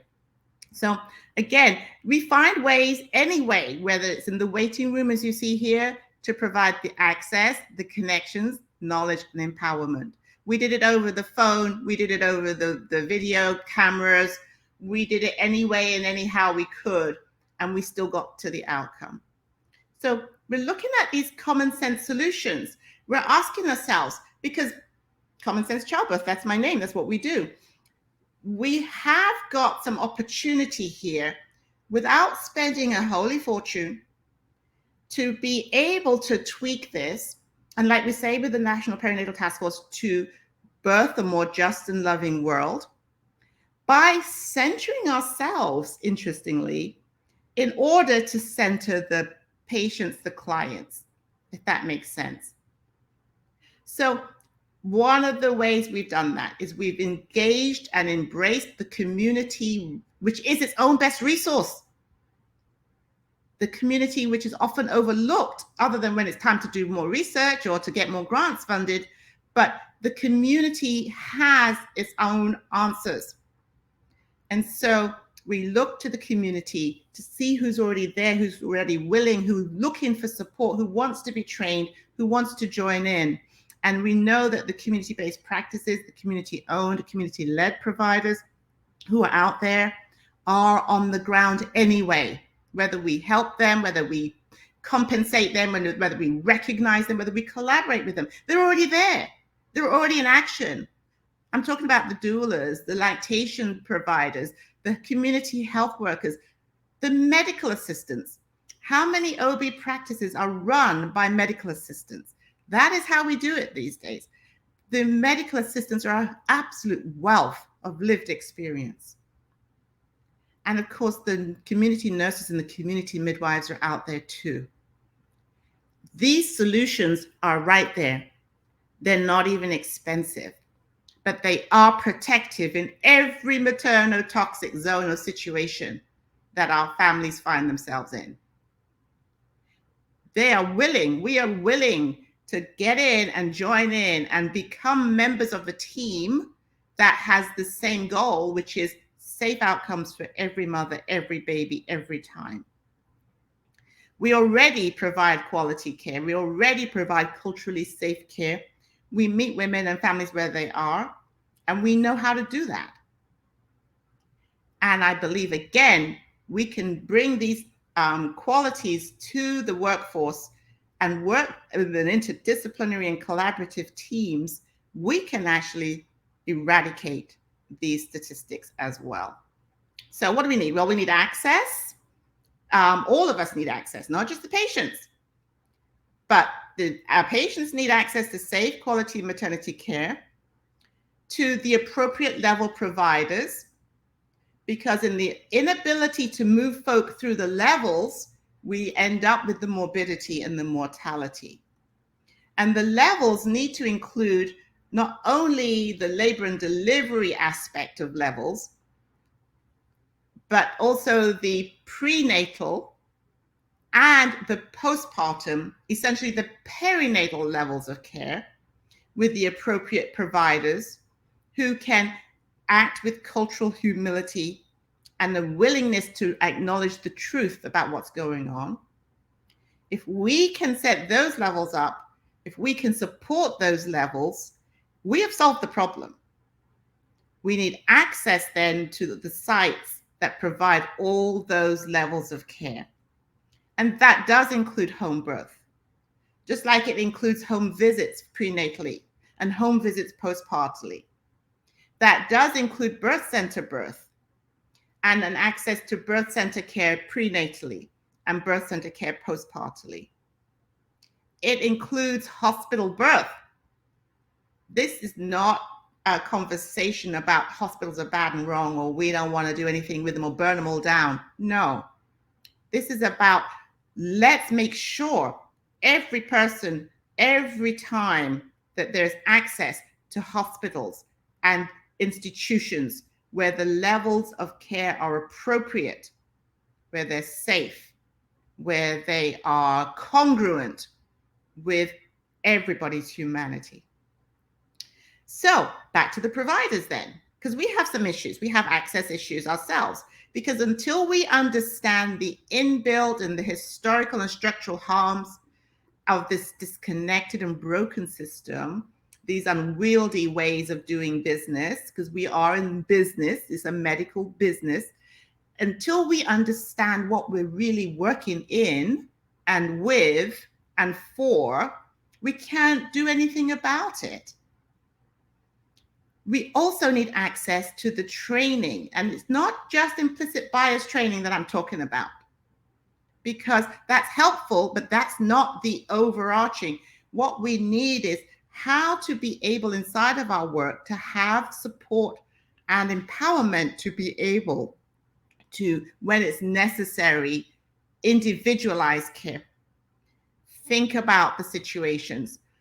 If we had had time inside of a system to break down the fact that once you get swept up into it, you may not have the best result. We wouldn't have had the situation that I described earlier, the young lady who was denied her opportunity and her baby was denied the opportunity to be sustained with mother's milk. If we had had some support and training around, let's stop a minute, all stand back and take a breath. Let's look at what we have here and individualize the best for this mother-baby pair every time. That wouldn't have happened. And of course, the students need access. They need access to scholarships, to grants, to loans for training. They need to have access to, sustainable work. So when they finish these trainings, these certificate programs, and these pipeline programs, that they can actually live on the wage that they may earn, or that they may be supported in whether it's grants and funds, but they are recognized as contributors to this perinatal ecosystem that we so badly need in this country. And when you do these things, this is what you get. I want you just to take a minute and just look at these mothers. This is a group of our postpartum moms at the Easy Access Clinic. And if you see these babies, look at the thighs. Do you see the rolls? These are breastfed, happy babies. Moms obviously doing really well and thriving, supporting each other, meeting and joining the group so that they can all share and have their experiences.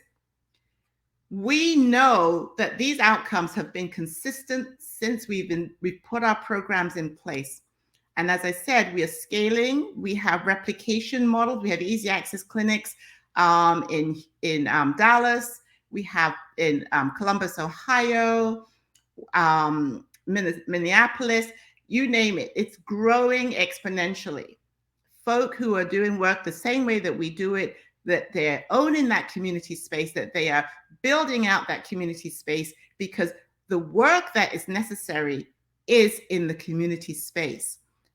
My appeal today is that as you grow and move forward in your amazing work that you're already doing in Delaware, that you consider perhaps here's another angle to look at as we move forward. So I'm going to wrap up here so we can take some questions. Let me stop sharing. See if I can get back. I'm back. All right. Right. Yes, thank you for having me. It's really great to be here today. I hope there's some questions I can answer. Of course. So on behalf of all of us on DHMIC and all the listeners, thank you for such a strong and insightful and really just really authentic presentation. So thank you so much, Jenny.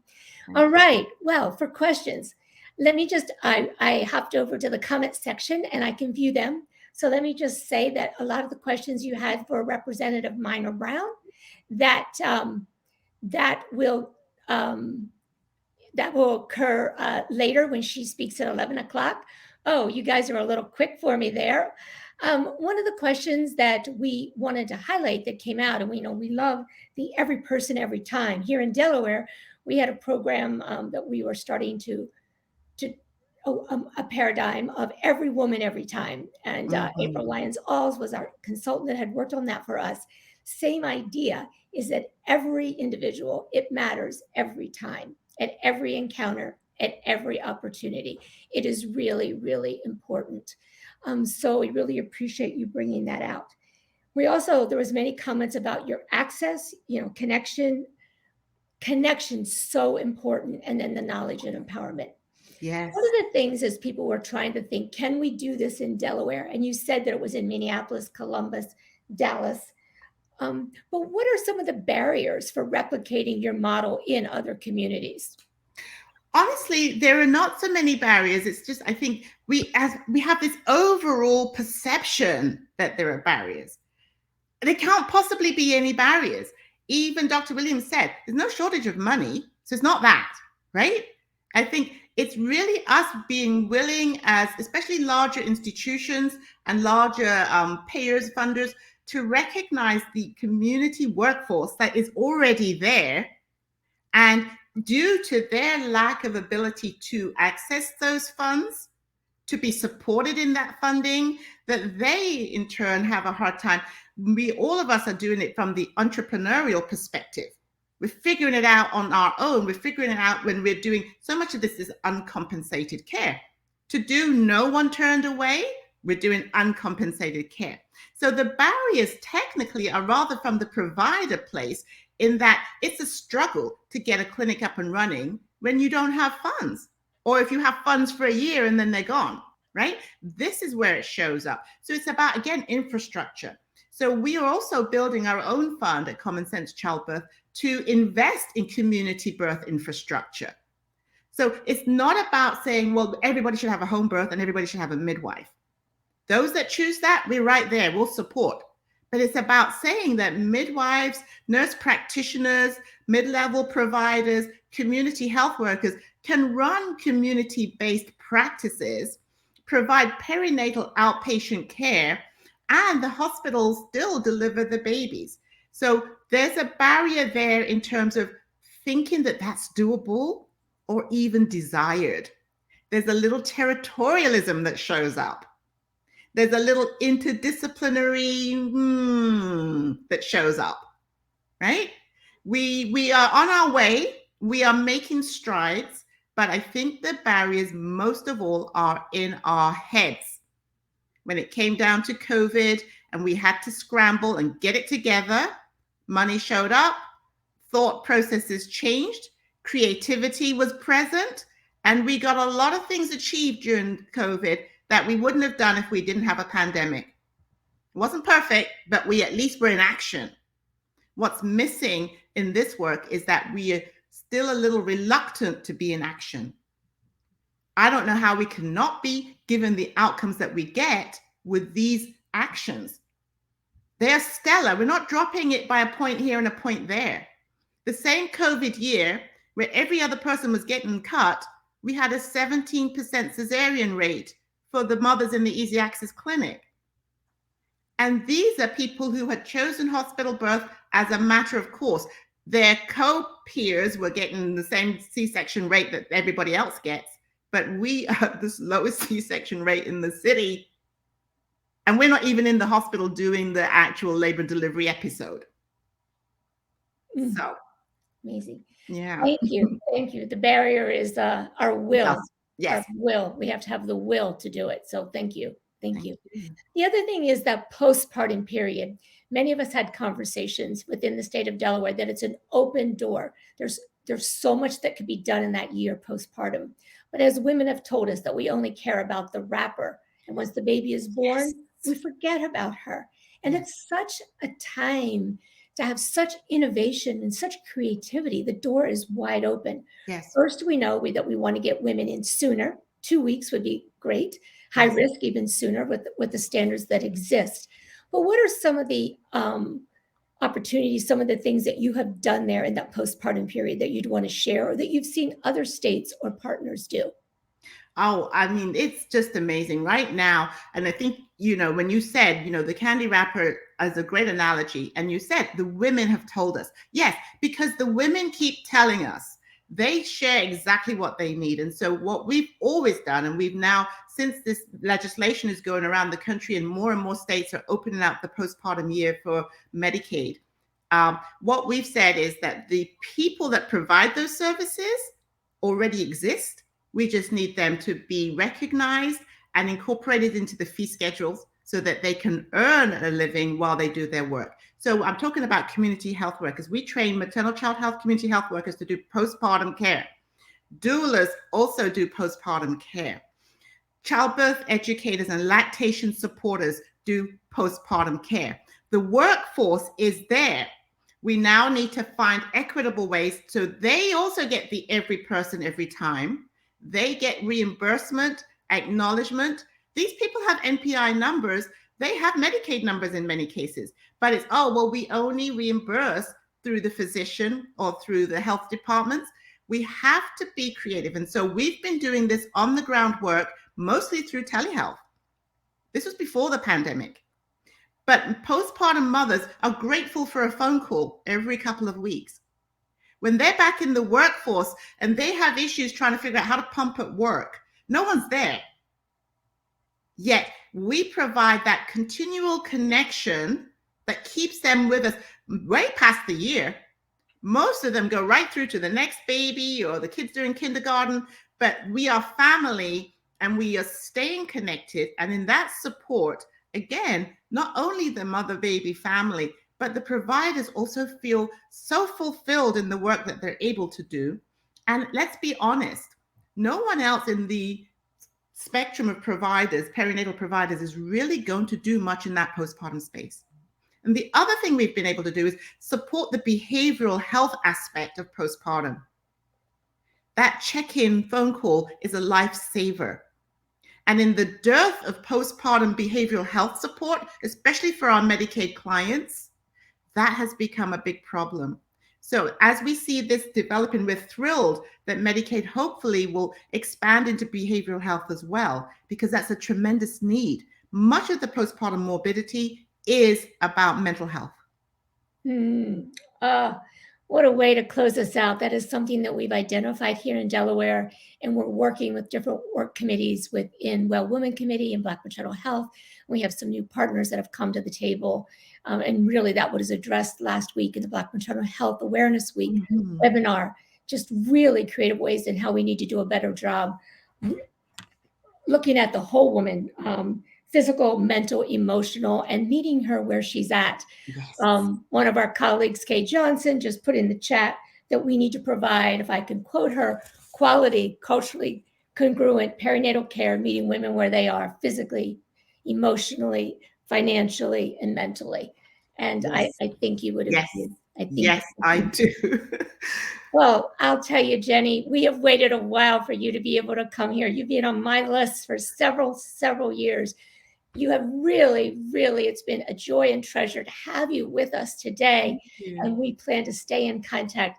Some of the questions that did not get answered, I see it, and I'm going to keep Jenny on the screen with me. The rest of you all get to take a break till 11 o'clock. And any of the other questions not answered, we'll try to get back to you.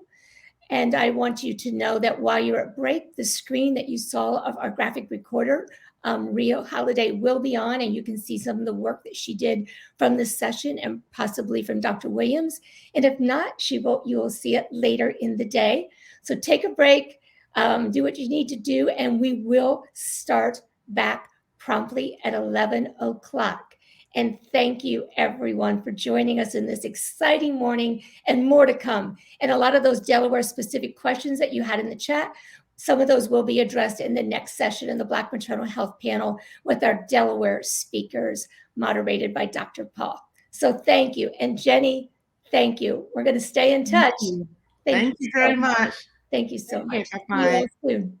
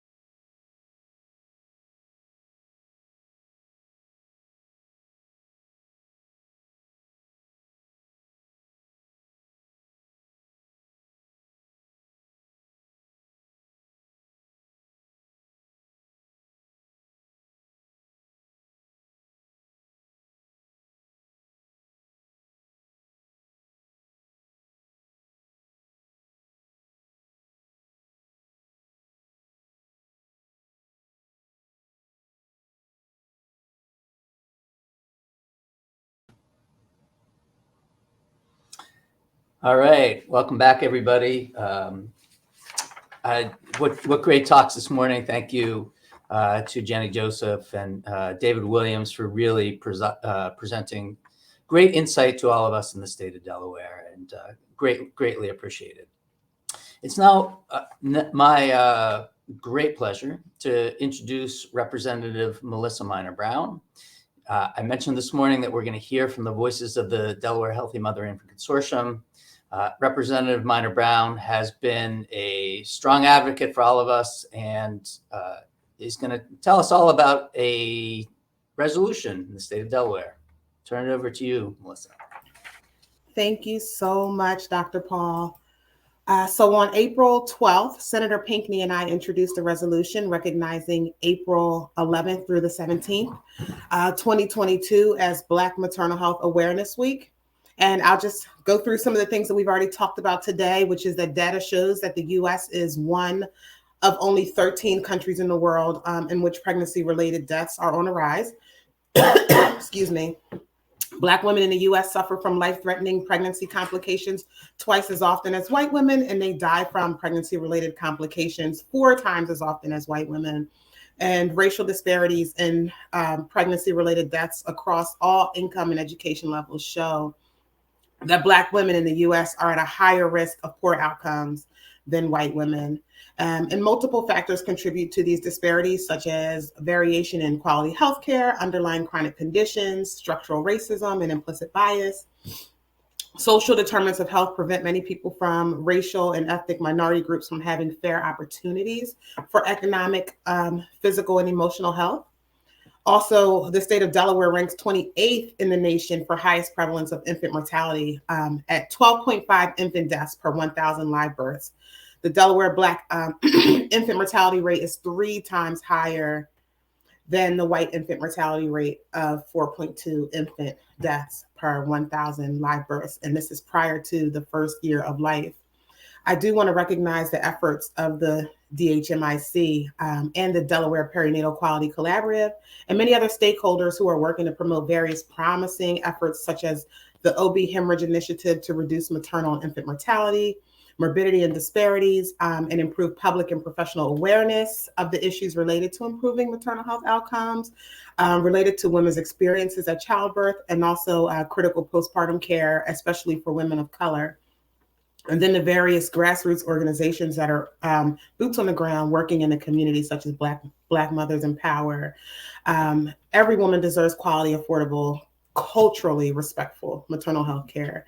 And we in Delaware, we have the ability to create that and to do it in an intentional manner to ensure that we recognize our biases that exist and address them by improving care delivery and developing a multifaceted approach to addressing persistent and dire health disparities, and the social determinants of health, which are the conditions that individuals live, work, and play. So I just want to mention this is not just April 11th through the 17th. It's not just a week to recognize, but a time for all of us to adjust our mindsets and begin to take meaningful action in addressing these disparities. So thank you for allowing me to just go through the resolution that recognizes April 11th through the 17th as Black Maternal Health Awareness Week in Delaware. All right, and thank you once again, Representative Melissa Minor-Brown, for your strong advocacy work within the state and within the DHMIC. Your voice has been just invaluable. So thank you once again. Thank you. It's now my great pleasure to move on to a panel discussion on Black maternal health. And again, really want to feature the work that's been done in the DHMIC, the expertise we have, and all of the incredible voices that have just worked to continue to improve our maternal child health outcomes in the state of Delaware. So our panel today includes Representative Melissa Minor-Brown, who I mentioned, who is a DHMIC member and chair of the Social Determinants of Health and Housing Committee and Work Group. Welcome again. Senator Marie Pinckney, who's a new member of the DHMIC and a member of the Delaware General Assembly. Tiffany Chalk, who's a DHMIC member, chair of the Well Women Committee and Black Maternal Health Group. And Marcella Lee, who is a physician here at Christiana Care, along with me, a relatively new DHMIC member. So welcome to all of you. Much appreciated. We have about 25 minutes. And if we could put up the graphic, one of the acronyms that our Black Maternal Health group uses is STAND. And that STAND stands for Speak Up, Training, Activate and Educate Women, also for Advocacy, Not Afraid, and Different Frame of Mind. So we're going to use the STAND acronym to kind of go through our questions today and to frame our work. And we're going to start with Tiffany Chalk, and I want to start by thanking Tiffany for her strong advocacy. She can be seen all over the news the last few weeks. She's our resident celebrity. So Tiffany, let's first talk about speaking up and the importance of that, and how your work in the DHMIC is framed within the need to speak up.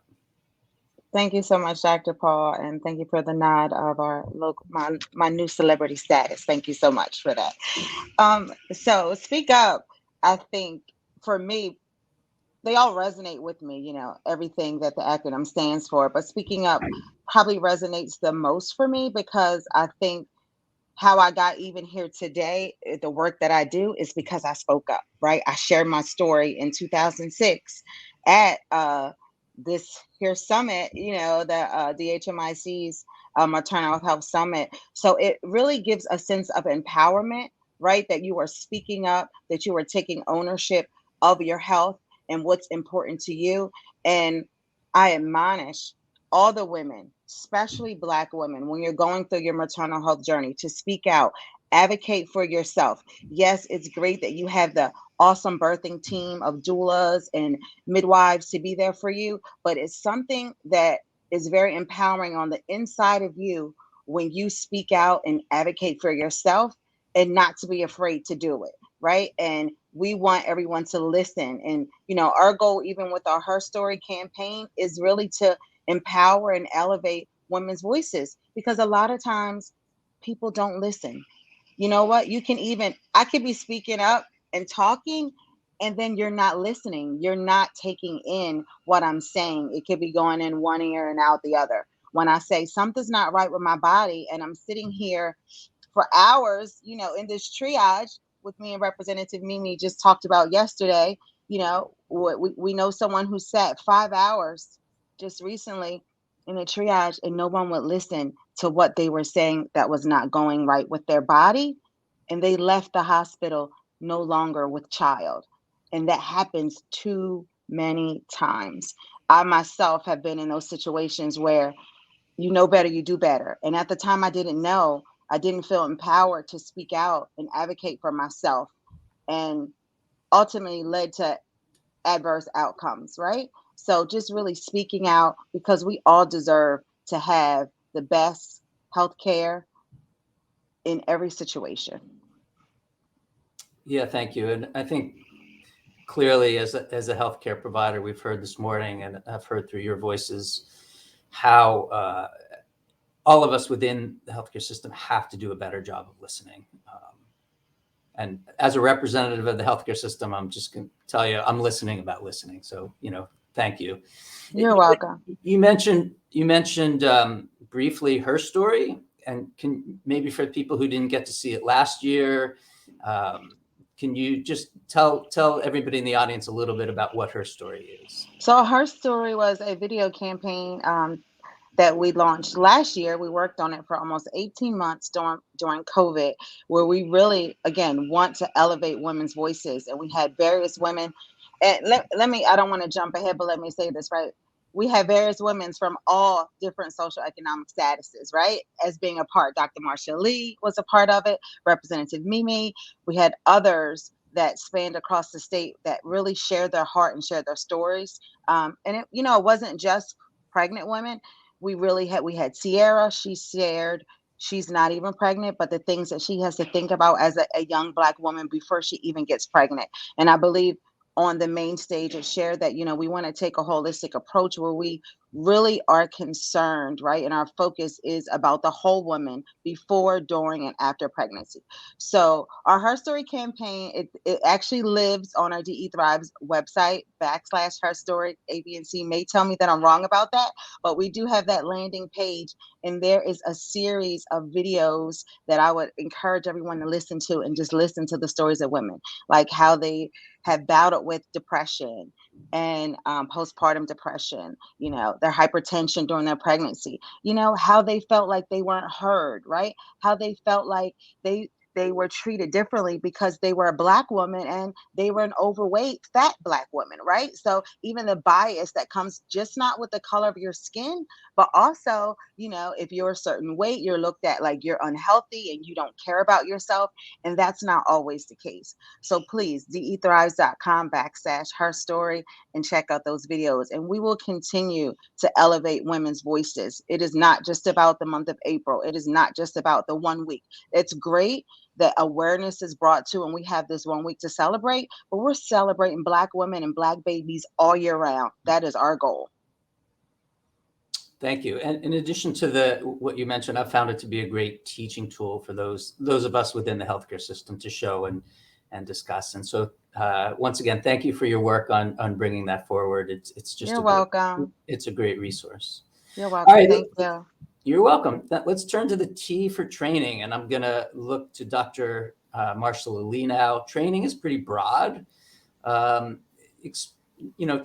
us and tell the audience what you think about training and how we need to improve training in the state of Delaware. Good morning, Dr. Paul. Thank you all so much for the opportunity to speak today on this very important panel. And training is an area that's near and dear to my heart, only because we know that there's so much more that we need to do within our workforce to improve maternal health outcomes and the care that is provided. As we've mentioned today, we all know that racial disparities exist, and not only maternal health outcomes, but also the treatment that is provided. In order to reduce these disparities, it's important that we recognize urgent maternal warning signs and provide timely treatment and quality care for all patients. As we mentioned today, Black women are 3 to 4 times as likely to die from pregnancy-related deaths, and this is attributable to many factors, which include variation in quality care, chronic disease disparities, social determinants of health, structural racism, and implicit bias. Yes, doctors can be biased. Yes, medical providers can be biased. And medical providers have a long way to go to improve the care that we provide and ensure that we overcome biases and stereotypes that can impact the care that we provide. We know that in many realms, studies have shown that Black patients are often prescribed less pain medication than white patients who present with exactly the same complaints. And Black patients with signs of heart problems get referral for advanced cardiovascular procedures less often than white patients. And this is not okay. In the past several years, there has been much focus placed on the benefits of bias training, which has been utilized and legalized and legislated by many states and required by medical providers. These trainings are beneficial because they help providers understand how even well-meaning providers and responses to patients can inadvertently cause harm and even death. Perhaps most importantly, the most important part of this training is to help providers understand that what patients of color, especially Black women, Black patients who suffer disproportionately, already know that bias and racism are embedded in healthcare and what we can do to overcome those biases and stereotypes that many of us harbor just because we are human. Bias training typically starts with the provider or taking some type of implicit bias association test, which measures automatic associations between people. And these can be based upon not just the biases on race, but also religion, ethnicity, and even what Tiffany mentioned earlier, sometimes providers have different biases based on the shape of patients. These results can be stunning, particularly for providers who think that they are unbiased. And so implicit bias training is an important part of what must be a larger strategy in recognizing bias and addressing bias in healthcare. but on its own, it would not change maternal health disparities. And so bias training in part, in addition to metrics that measure outcomes and ensure that providers are providing the best evidence medical care to patients, are necessary to address maternal health outcomes. Thank you. So you talked about bias training, and I think I heard the two speakers echo the same thing that you said this morning. It's a start, and I think we all recognize biases. Hopefully nobody comes to work every day wanting to be biased, but as you mentioned, we are all human and we all have biases. And I look at the journey to equity and bias like the journey to quality and safety. I mean, we have to come to work every day trying to improve, and it's going to be a long journey. So any training, as you pointed out, is just the beginning. It's something that we have to look at for the long run. So thank you. So let's now turn to the A for advocate. And we've already heard some of the great work from Melissa Minor-Brown, Representative Melissa Minor-Brown, advocating in the state of Delaware. Tell us a little bit about your work and how you're further advocating in the state of Delaware to make changes to improve maternal child health outcomes in Delaware. Absolutely, Dr. Paul. And you know what? I want to start with the great work that's happening on the Delaware Healthy Mom and Infant Consortium, because all of us are a part of that. And as for myself, I chair, along with Rita Landgraf, the Social Determinants of Health Working Group. And we are working on an amazing pilot specific to homeless pregnant women, which will provide housing and wraparound services and financial literacy and just unpacking that backpack gently with a holistic approach to begin to look at the barriers that exist, so that will in turn improve our infant and maternal mortality rate, just having that support around those women. So I'm really excited, and I know Rita Landgraf is really excited to get this rolling. Also, I chair with Tina Andrews, the doula ad hoc working group, and we are meeting to just look at how we can support doulas in our state, and also how we can support women and ensure that every woman has access to a doula. So that there's work that we're doing there. And we know that literature proves that Black women have better outcomes when a doula is involved in their care throughout pregnancy and childbirth. So that's really important. On the legislative side, I just filed the 2022 Delaware Momnibus, in which Senator Pinckney is my co-prime on almost every bill in this series. So it's a series of 7 bills created to improving maternal health disparities in our state. And just to go over some of those bills, one is to ensure that hospitals and birthing centers are providing annual evidence-based implicit bias training for all hospital staff, not just in labor and delivery, not just the healthcare professionals, but even the person that sits at the front desk, even the person that comes in and changes your linens. So that's really important, because we know how your experience starts the minute you walk into the facility. So we want to make sure that everybody is on board with that and able to understand the biases that could possibly exist. Also, House Bill 234, which expands Medicaid coverage to 1 year postpartum. Another bill, we're looking at how we can support pregnant and postpartum women who are receiving TANF, which is temporary assistance for needy families, so that they can utilize educational modules and parenting support groups, lactation groups, and child development, versus being required to go out and seek employment during that time. Because when you're receiving TANF, you have to show that you are out seeking employment every week. So this would take the place of that, and it's going to be very educational. Parents can join support groups, join lactation groups, join parenting, look at parenting modules and all that great stuff. Because with TANF, you can request an exemption, but you're only available to 12 months over a lifetime. So we need to look at how we are supporting our pregnant moms, postpartum moms. Another bill tasks DMMA, which is Delaware Medicaid, to provide a plan to the General Assembly in November 2022 on how they plan to reimburse doulas through Medicaid.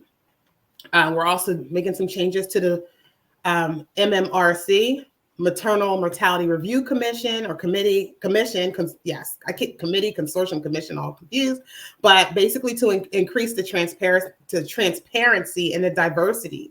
And we would include a member from the community, also a midwife or a doula, and also tasking them to hold public sessions to discuss their findings and allow for community input. Then there's some legislation within the Department of Corrections.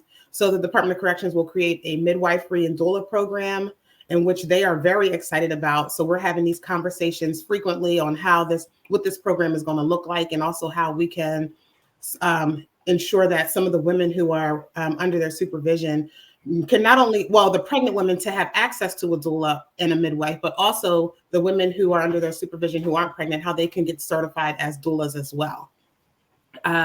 Also expanding restrictions on shackling to include women who are in their second and third trimester. Right now, you cannot shackle a woman who is in the birthing process and in labor, but we want to make sure that we are not shackling pregnant women within the second and third trimester and within 13 weeks postpartum.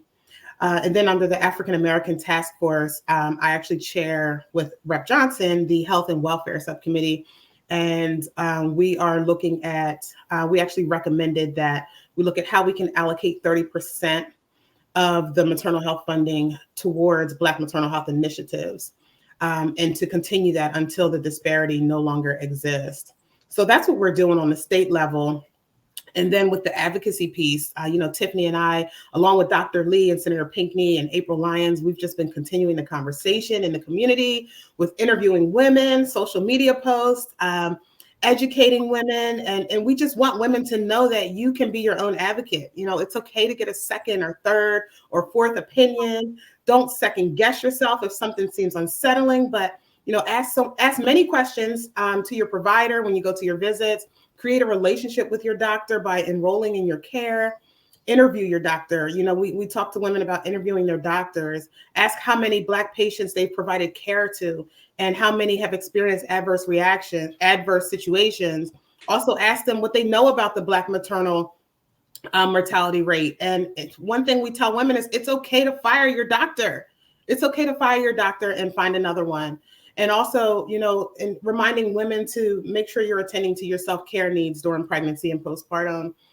This isn't the time to overwork yourself. Make sure you're delegating your tasks to others, listening to your body and doing your research. And then with community advocacy, we just need to continue the conversation. We want women to continue to share their stories and know that we want them at the table because everyone's voice matters. And this isn't a time to be silent. It's a time to get louder about the change that you would like to see. And like Tiffany said, we're going to continue having these conversations. We're going to continue having them until the disparity no longer exists. That's great. Doesn't sound like you've been very busy. But if I could we don't have that much more time, but just a really quick answer. How do you think the recent legislation to expand paid parental leave will help maternal child health?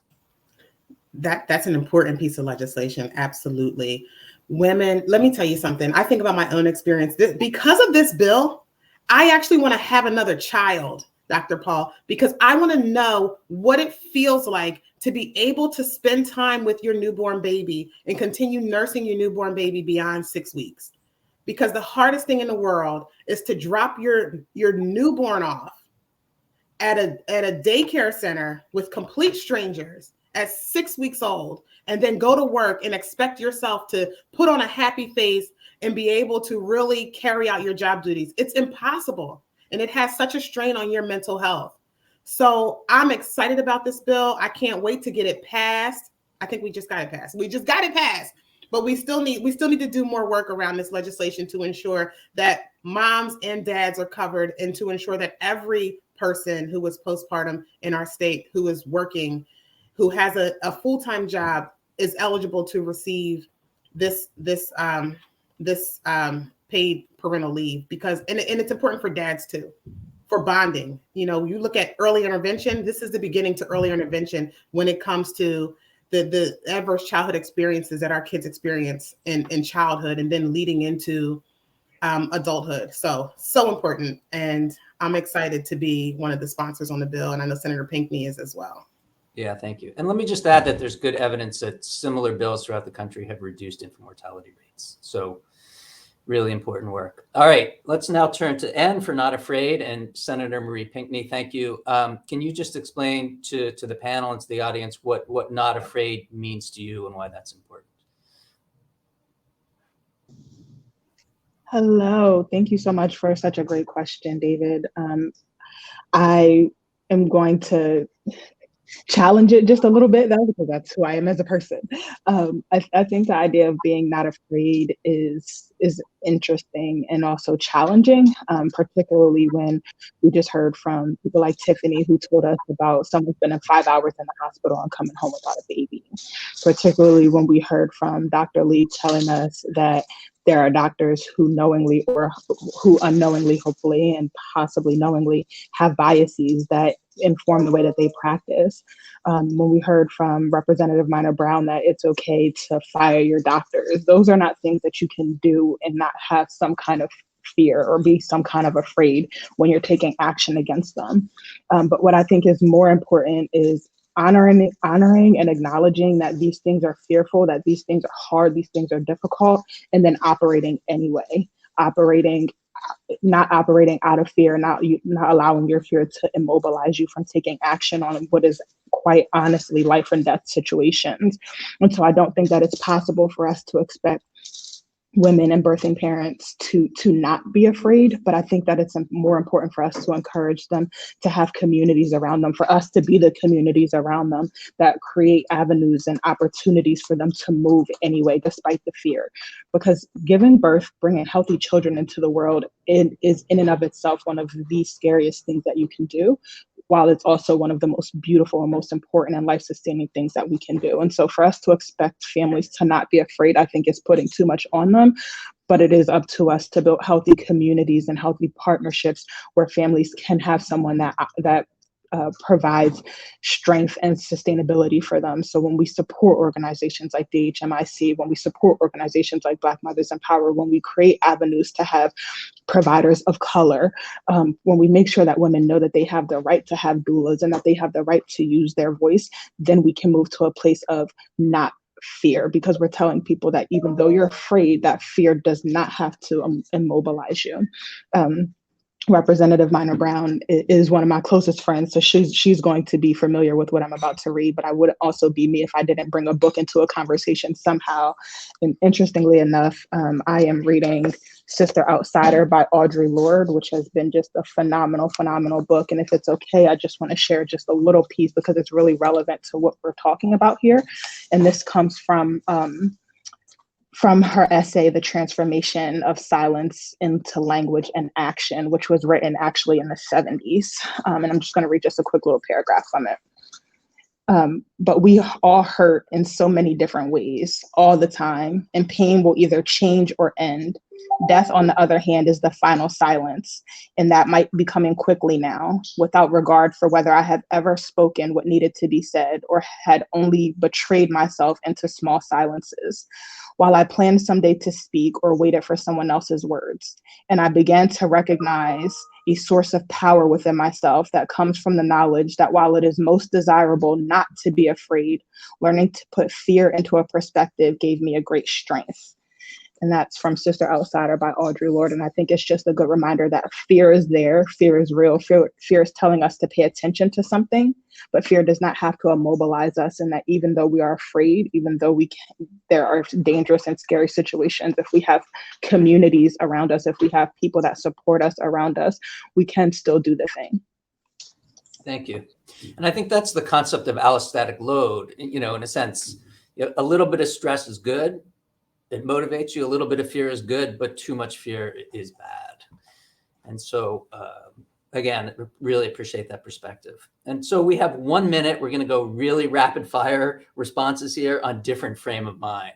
And so we'll go back to Tiffany. Really quick response. What does that mean to you? Yeah, I just think it means that you got to think differently. Right. I think I said earlier, when you know better, you got to do better, and break the motto. If it ain't broke, don't fix it. It's broke, guys. It's broke, and we need to fix it. Okay. Dr. Lee. different frame of mind. Don't feel like health providers are being targeted, but we need to treat maternal mortality like we would any other health outcome or quality initiative and use our best practices to address the disparities that exist. Okay, thank you. Representative Minor Brown. I'm going to say this as quick as I can, but for me, it's all about taking that holistic approach to how you provide healthcare. There was a patient that was prescribed an inhaler, and he was labeled non-compliant because he wasn't using his inhaler. And it only took a few minutes for an occupational therapist to ask him to use his inhaler, and found out that he had a restriction in his fingers that did not allow him to depress the inhaler. So a different frame of mind is being able to take a holistic approach at your patients and looking at their whole well-being, where they work, live, play, and access to resources, and being able to wrap your arms around them and provide them what they need and help them reach those resources that they need to be successful. Thank you. And finally, Senator Pinckney, different frame of mind. It's going to be very similar to my friend Representative Minor Brown, who is always in my brain that it is not always the responsibility of the patients and the people that we care for to change systems.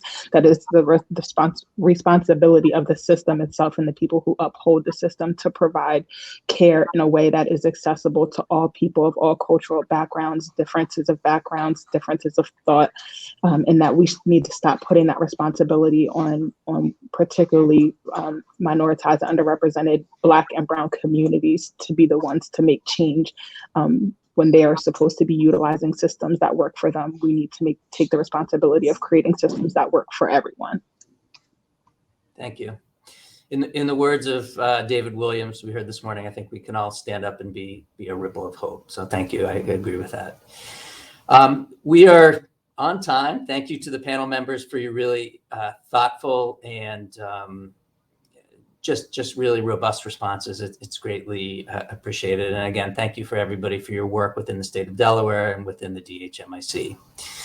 We are now at the point of the program. We are going to go to the Community Thrives breakout session from 11:30 to 12. So before we send everybody away, be back at 12 for lunch with our DPH director. That's going to be really exciting, and followed by the Kitty Esterly Health Equity Awards.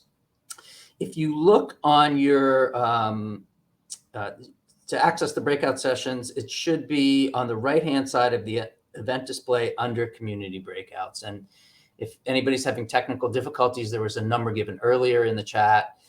With that, enjoy the community breakout sessions. We will see everybody back at 12 o'clock. Thank you.